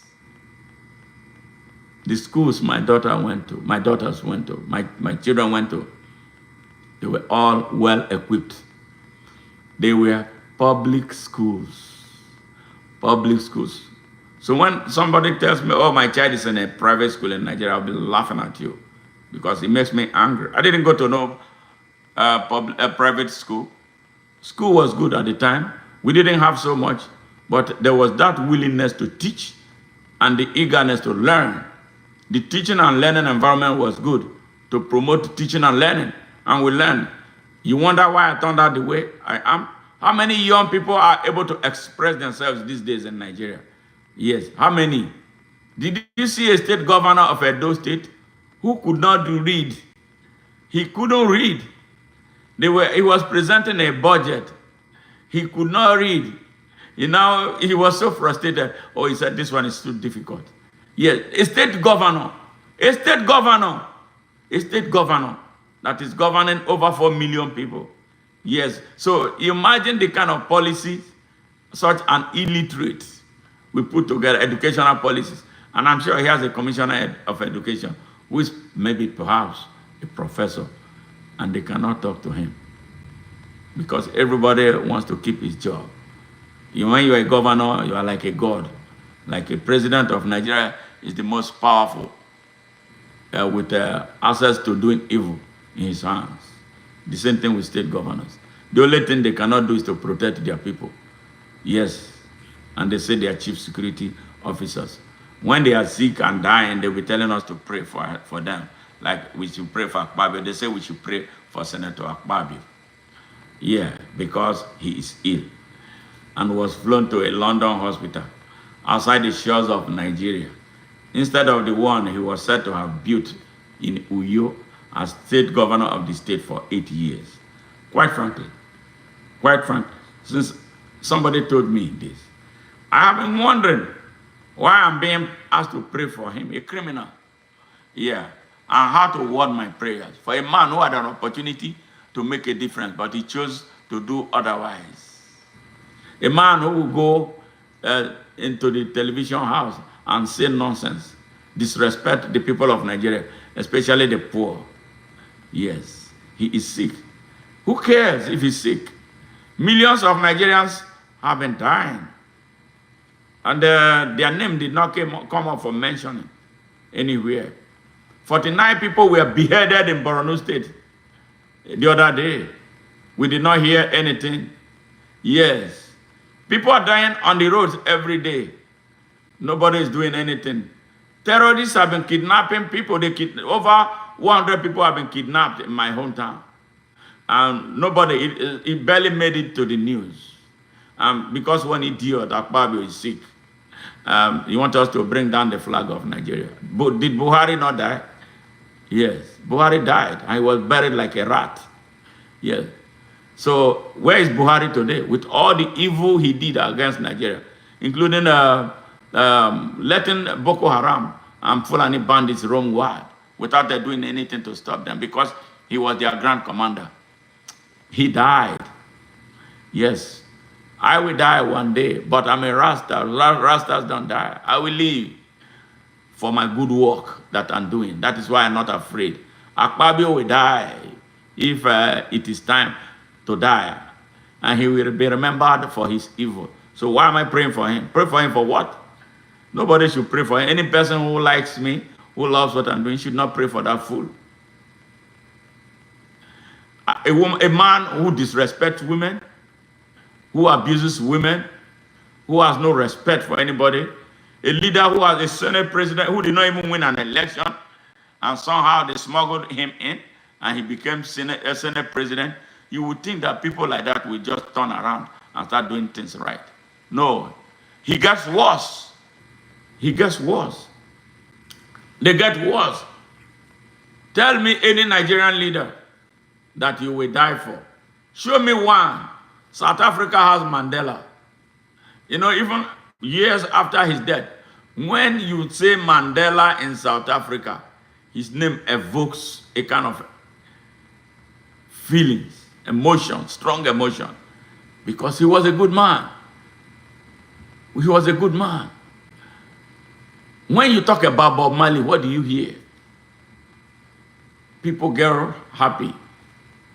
Samora Machel, when you talk about him as the leader of Mozambique, what do you hear? Strong emotion.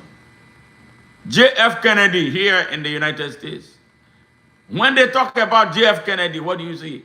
A lot of Americans come to stand still because of the good work he did. You want us to continue to name names? Show me one from Nigeria. Kwame Nkrumah of Ghana. Kwame Nkrumah of Ghana. He is studied in universities across the world. Kwame Nkrumah in Ghana. Yes, he was a good man. He was a good man. Most Africans will want to die for him. Not even Ghanaians. I don't think Ghanaians appreciate him enough. He was a good man. Sekou Touré, yes, of Guinea. Modibo Keita of Mali, yes, great man. Show me the one from Nigeria. I never see you. Show me one. The ones we have were tribal. They did not get that national appeal. Show me one. We are looking for 8. Julius Nyerere of Tanzania. You hear that? Julius Nyerere of Tanzania. Great man. He was a leader. He brought his people together. Yes. Great man. Show me one from Nigeria that you will die for. Are you going to die for Buhari? No, not me. Tell me one. Show me any Nigerian leader. You want to die for Obasanjo? Abacha? The whole of Nigeria. I'm talking about the whole of Nigeria. Not people from his tribe. Yes. You don't think we need one? Kenneth Kaunda of Zambia. Zambia must be free. You hear that? I just wanted to limit myself to Africa. You see? Yes. Yes, where are they? John Magufuli, again, of Tanzania. Magufuli. He was president of Tanzania. He wasn't there for like, I think he spent only 2 or 3 years before he died. This man, he did not borrow 1 penny from outside. He looked inwardly and told these people, I am on a mission and we must accomplish this mission. He cut down on waste, government waste, without hurting the people. And the people were with him.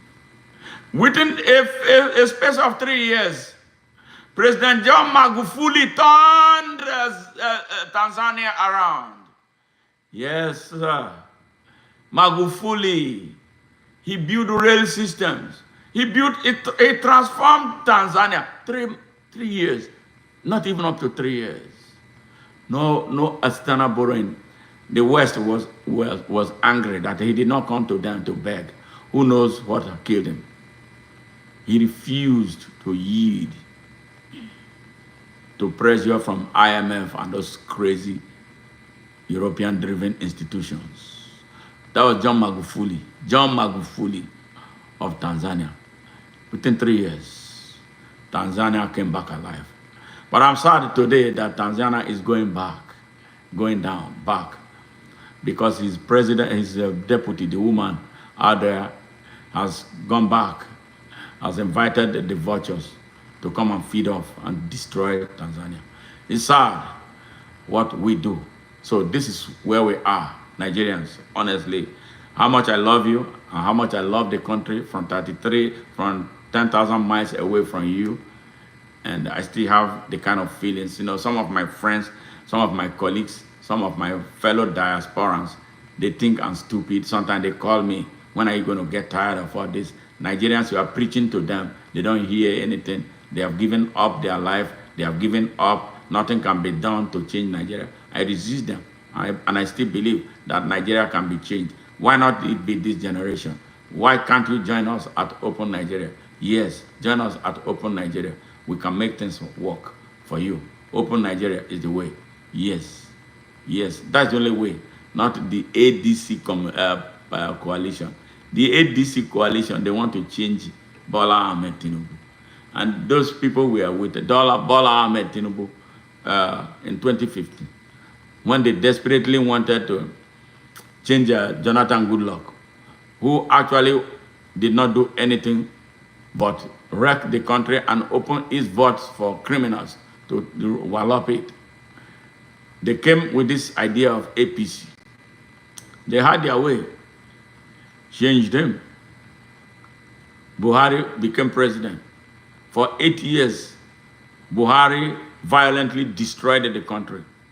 Yes, destroyed the country, destroyed the economy, destroyed what was left of the national security apparatus, infested the Nigerian armed forces with Boko Haram, a terrorist that he called a repentant terrorist. A terrorist is always a terrorist and will never be anything else than terrorist. He brought them into the Nigerian armed forces. They infiltrated and destroyed the army. The army cannot fight any war. The army cannot defeat terrorism. The army cannot defeat the Fulani bandits because they have been programmed to fail. Buhari did all that. Then after he finished, he came and brought they came and brought Bola Ahmed Tinubu. One, because Bola Ahmed Tinubu is a Muslim. Based on what El Rufai, that criminal, yes, said that they wanted a Muslim. Yes, Muslim ticket. All right, not a Nigerian. They didn't want a Nigerian, because if you come to the leadership of Nigeria as a Muslim, you are not a Nigerian. We want Nigerian, but they wanted religion to continue where Buhari stopped. And he said it, that he was going to carry on with all Buhari's policies. Now that was what Nigerians called frying pan to fire. Buhari was the frying pan. Bola Ahmed Tinubu is fire. And the country is on fire right now. I don't know why people are not seeing and not wanting to wake up to do anything. They had an opportunity to do what they must do to take their country back, but they did opposite, typical of this generation of Nigerians. But in the end, it is they who are suffering. In the end, it is you whose children will suffer. Yes, if you start having children now, you're a young person, having children into this hell they call Nigeria, you know you are building a foundation of poverty. This is why it is very, very important right now, for us to wake up. Well, the only way we see forward is open Nigeria, not the ADC. So the ADC is a coalition of aggrieved APC members, those who fund and mastermind terrorism in Nigeria. They are responsible, so they are moving now with their terrorists into the ADC. ADC used to be a good, very middle-class political party. So now it has been hijacked by the funders and masterminders or masterminds of terrorism in Nigeria. What a disgrace. What a shame. What a country that we have in Nigeria. What kind of leadership do we have in the Nigerian elite? What kind of young people who don't get angry about the worsening situation in their country do we have? Yes. Who is going to save Nigeria? So once again, listeners, viewers from Nigeria, across Africa and around the world, yes, for you who is joining us for the very first time, we specially welcome you. We want to get, I know I'm seeing a lot of thousands of people watching this show right now. Yes, I've seen over 5,000 people. And I know it's jumping. The number is jumping. All right. Thank you for your love for our channel.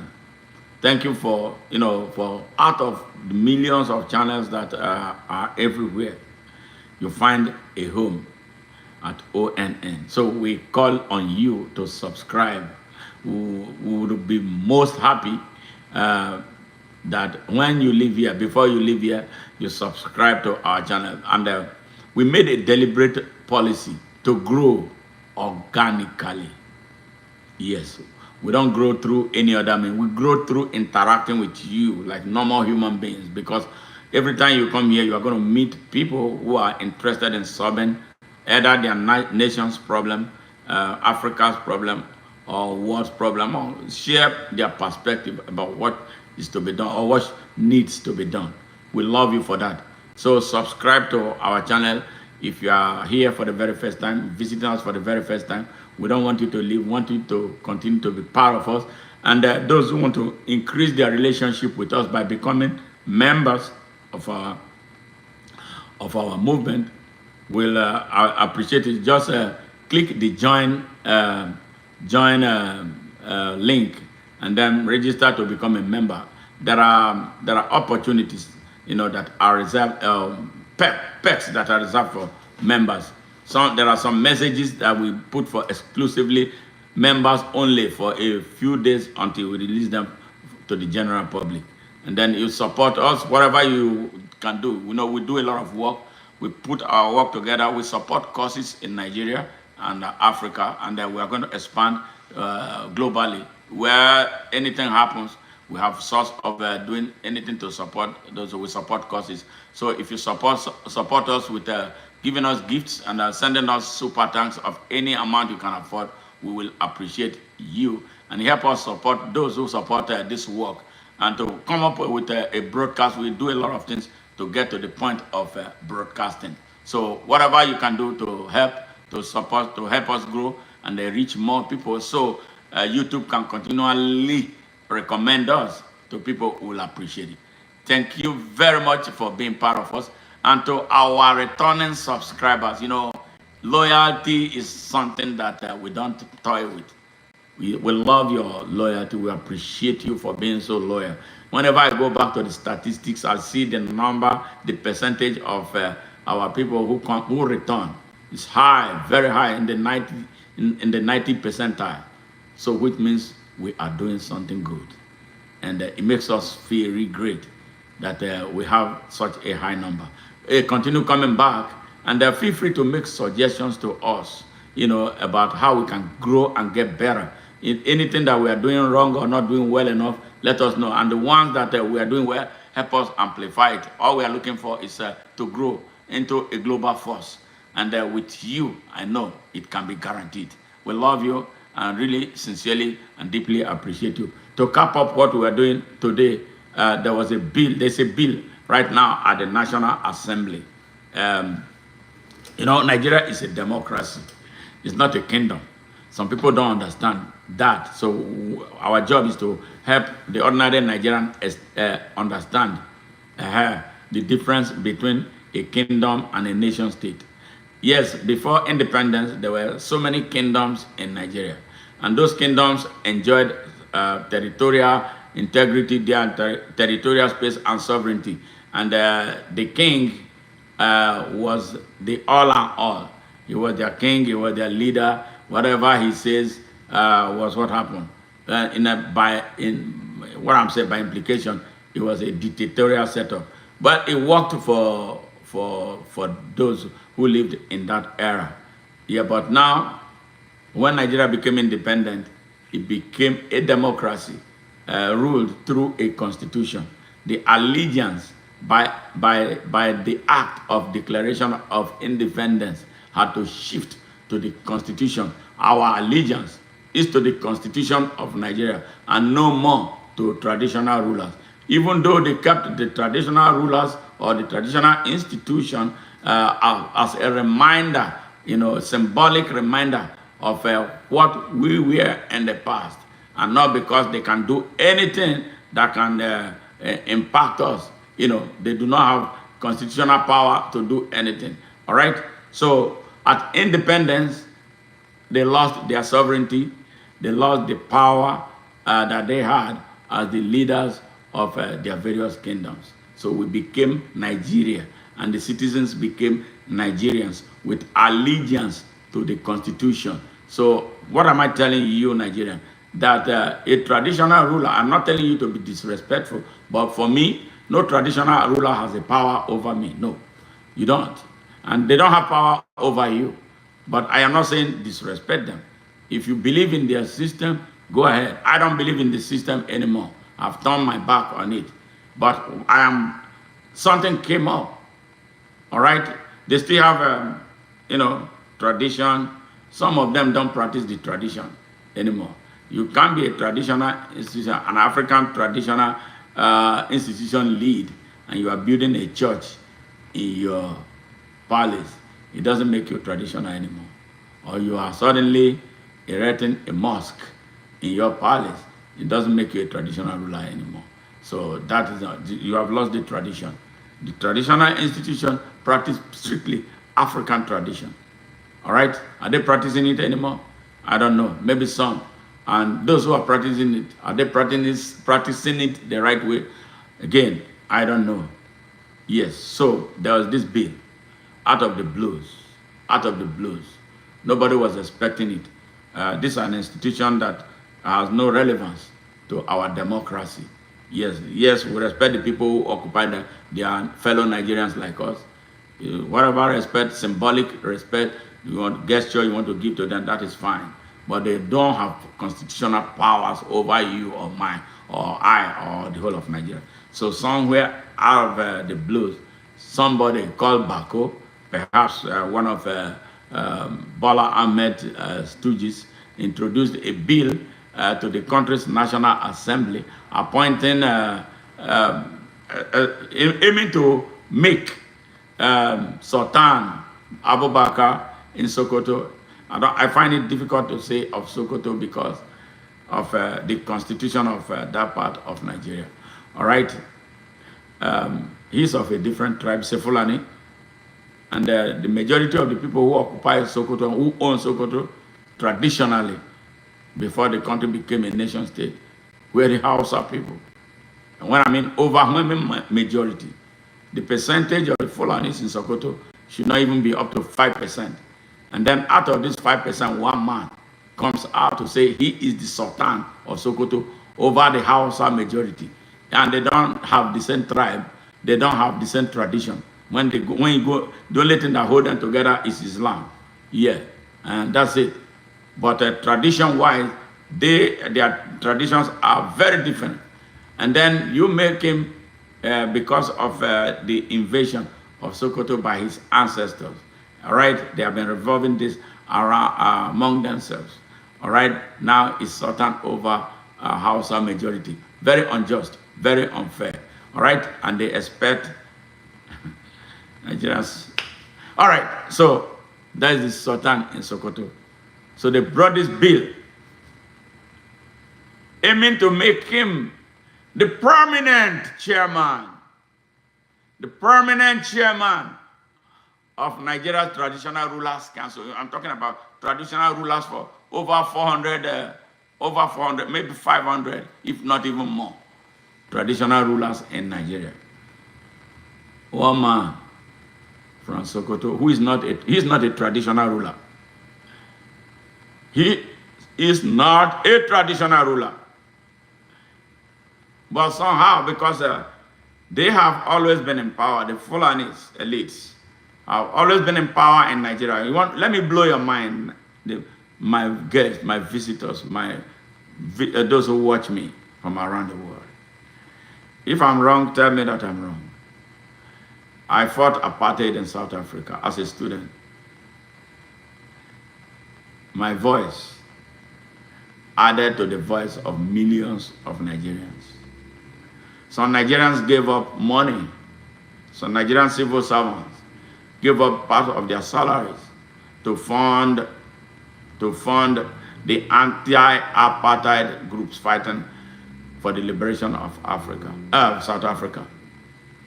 Nigeria trained some of the soldiers, black soldiers, that we call Nkonto Wisizwe in South Africa. They were the rebels who were fighting. Nigeria provided them military training. And they provided Nigerians, for people from that region, I'm talking about Nigeria provided military training to Angolans who were battling at the time. They provided training to South Africans, yes, Zimbabweans, Mozambicans, and others at the time. That was how good Nigeria was about to be. Big brother of Africans. So that's why I shed tears sometimes when I see these countries now tormenting Nigerians for the foolishness of some Nigerians that they could punish for their crime and just save the name of the country from being destroyed. Like what is happening in Ghana. Yes. So, that was until 1994 when the back of apartheid was finally broken. Nigeria was so powerful. You know how powerful Nigeria was? Nigeria was designed to be an equivalent of the United States, though accidentally. It was on the march towards being the same, providing access to Africans like the United States was to the world until recently, when Donald Trump came with his policies that is becoming very unfriendly to people around the world. Yes. So,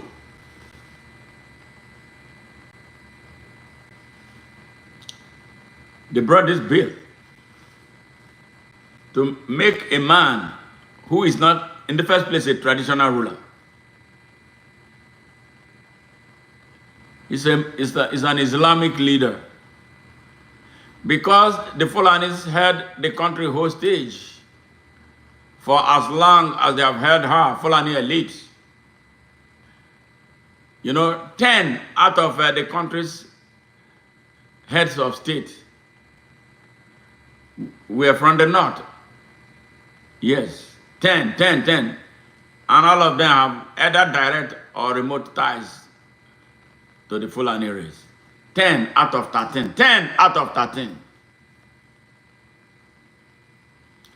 So they took advantage of that for the wrongly, while making the entire north of Nigeria poor, and by extension, the whole of Nigeria, in a manner that kept all of us struggling in a country that is supposed to be so rich. Nigeria is so rich to have unemployed people. Nigeria is so rich to be struggling. 10 out of Nigeria's 13 heads of states came from the north with direct or remote ties with the Fulanis. And even the other 3 had to have the blessings of these minority Fulani elites in order for them to become heads of states. Yes. The people of Nigeria had to negotiate with them because of that amalgamation treaty that their forefathers signed, that made them believe, convey the ownership of Nigeria to them. Hey Joyce, how are you? Yes. They have it in their subconscious that they own Nigeria and that they can do anything they like in Nigeria unchallenged. And they have been doing that. They are so lawless. They don't believe in the laws of Nigeria. They see Nigeria as their own and Nigerians as their property. But we are telling them today that that chain is broken. Nigeria will be owned by Nigerians. No people has been held captive for the rest of their life. We are saying something. The movement has started. And they know it. They are feeling it. So they brought up this man, the extended beneficiary of violence, the invasion and liquidation of the Hausa kingdoms. They want to make him the permanent chairman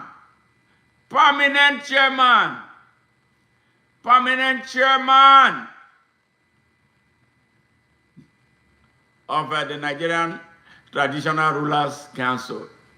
Just as he made himself the supreme leader, he calls himself,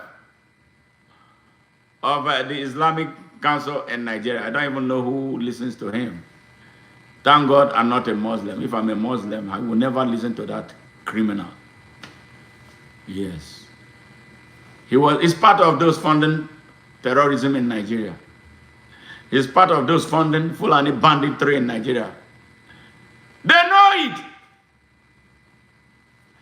General Christopher Musa knows it. Those before him knew it. But they cannot confront them. So they want to bring him. And he's an Islamic extremist, a religious bigot, a hater of Nigeria, a hater of the Igbos and others in Nigeria. He wants to be an overlord. So AKPABIO and his gang of criminals. Why should I pray for AKPABIO? AKPABIO, maybe who knows what is happening to him? Yes, God is not stupid. You don't toy with the power of creation. All right. They want to make him the permanent chairman of the Nigerian Traditional Rulers Council. Out of the blues, they brought a bill to the National Assembly. A National Assembly that should be busy solving serious problem. We have a national security crisis in our hands. We have an economy that is crashing. We have a state with a dilapidated infrastructure. We have a country that cannot boast of 24-hour electricity. We have a country that its educational system is crumbling. We have a country that has no healthcare delivery system. So what was of most importance to them is to make Saad Abubakar the chairman of the country's Traditional Rulers Council. What a stupid people. Because Bola Ahmed Tinubu wants to reward him ahead of 2027. Thank you, Lala. Thank you very much. Yes, Lala, please subscribe to our channel if you have not done so yet. Yes.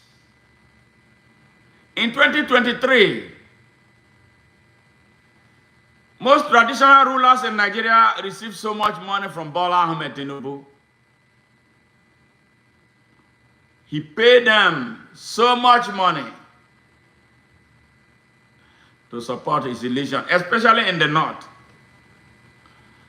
The fake Islamic leaders, mostly fake Islamic leaders in the north of Nigeria, got so much money. One of them confessed when things started getting bad.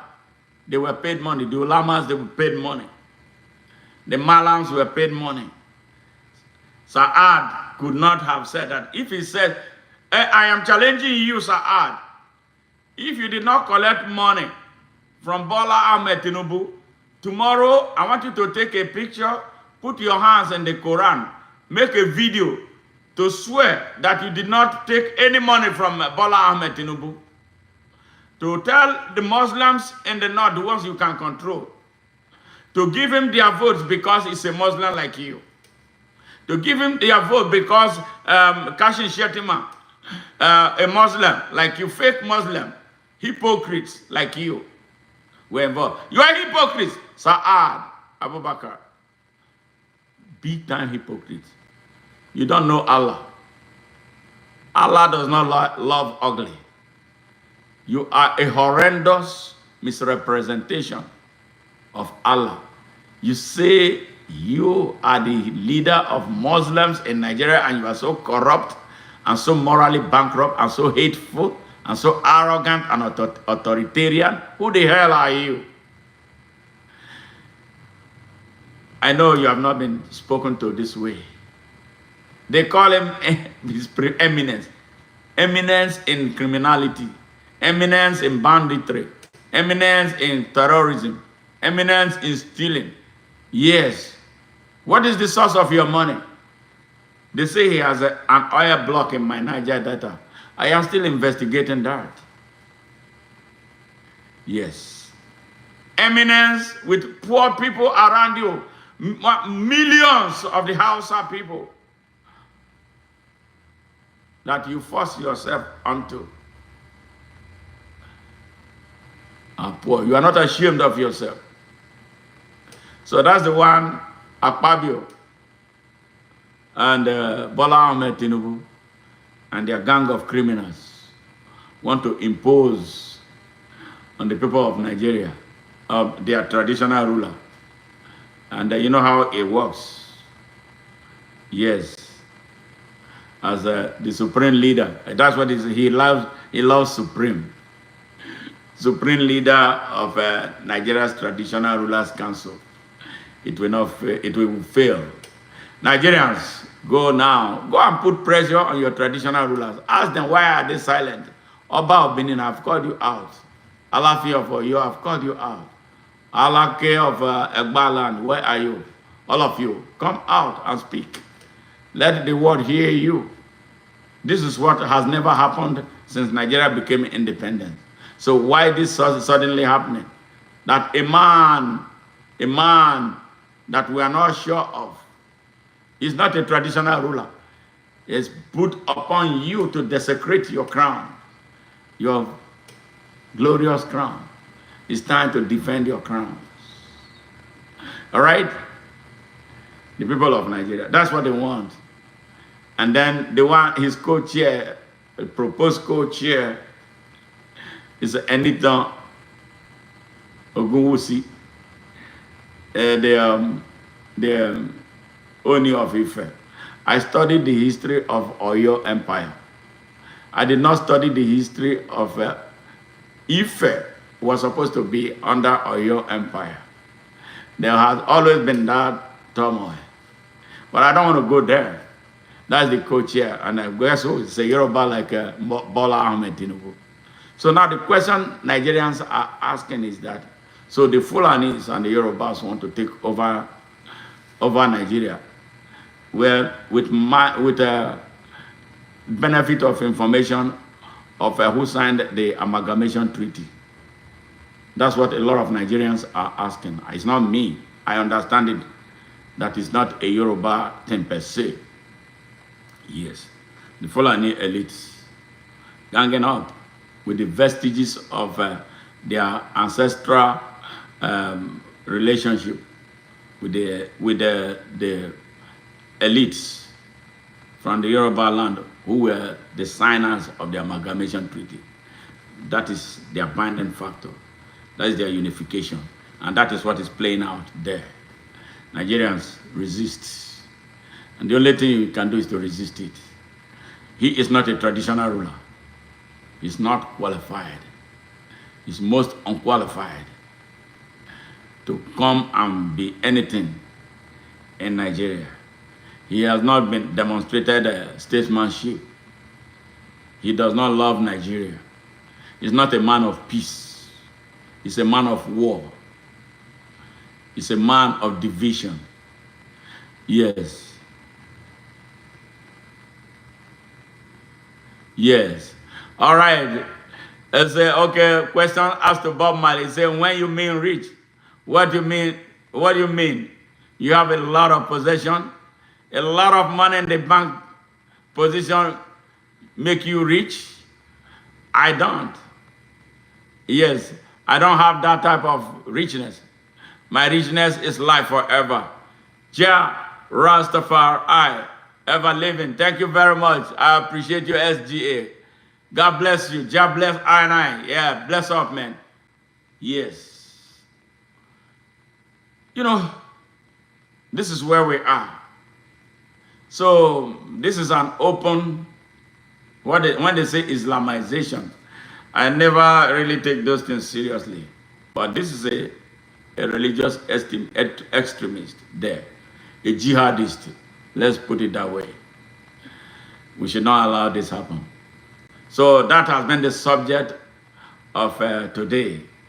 And I am hoping that Nigerians will take this thing seriously, call their senators and members of House of Representatives representing them to demand that they would kill that bill before it is too late. And then call on your traditional rulers, those who believe. I don't have one, and I don't pay any allegiance to any traditional ruler. You know, I have one that is my friend, very good friend of mine. I love him. So he knows my position. He's an activist. He's a very good guy.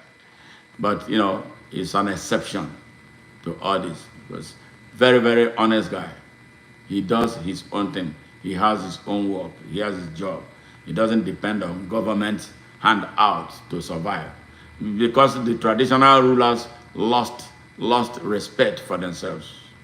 So that's why they become pawns in the hands of politicians. And that is exactly how they lost respect. And their respect is dying so rapidly. Nobody takes them seriously anymore. But this criminal that they want to put there could spell doom for the entire country. And that is why that bill should die. And I believe it's going to die. Yes, AKPABIO, Well, somebody was telling you, praying for you. I don't pray for you. I'm not going to pray for you. You are not worth my prayer because you have hurt millions of Nigerians. They want you to come back and deal with the consequences of what you have joined Bola Ahmed Tinubu to create. All right, I wish you safe journey. Hopefully you come back. Yes, so the people of Nigeria and the people of the world, this is where we draw the curtain for this particular broadcast, and there's another broadcast coming up soon.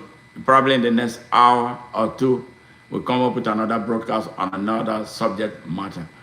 We love you and appreciate your time that you spent with us here. And please, if you have not subscribed to our channel, we invite you to do so today. And all our new members, we love you and thank you very much for the great job that you are doing. Those who have given us super thanks and given us gifts, we love you and thank you and sincerely and heavily appreciate your kind gestures. And we look forward to seeing you again soon. And to our moderators, Jane, we can't thank you enough for the great job you are doing. And Galaxy Girl too, thank you for keeping the house sane and keeping order. And we love all those who contributed. I can't mention you one after the other because it's a lot. We thank you all for your for the time that you spent with us here. And we look forward to seeing you hopefully in no distant time. Bye for now. I love you guys.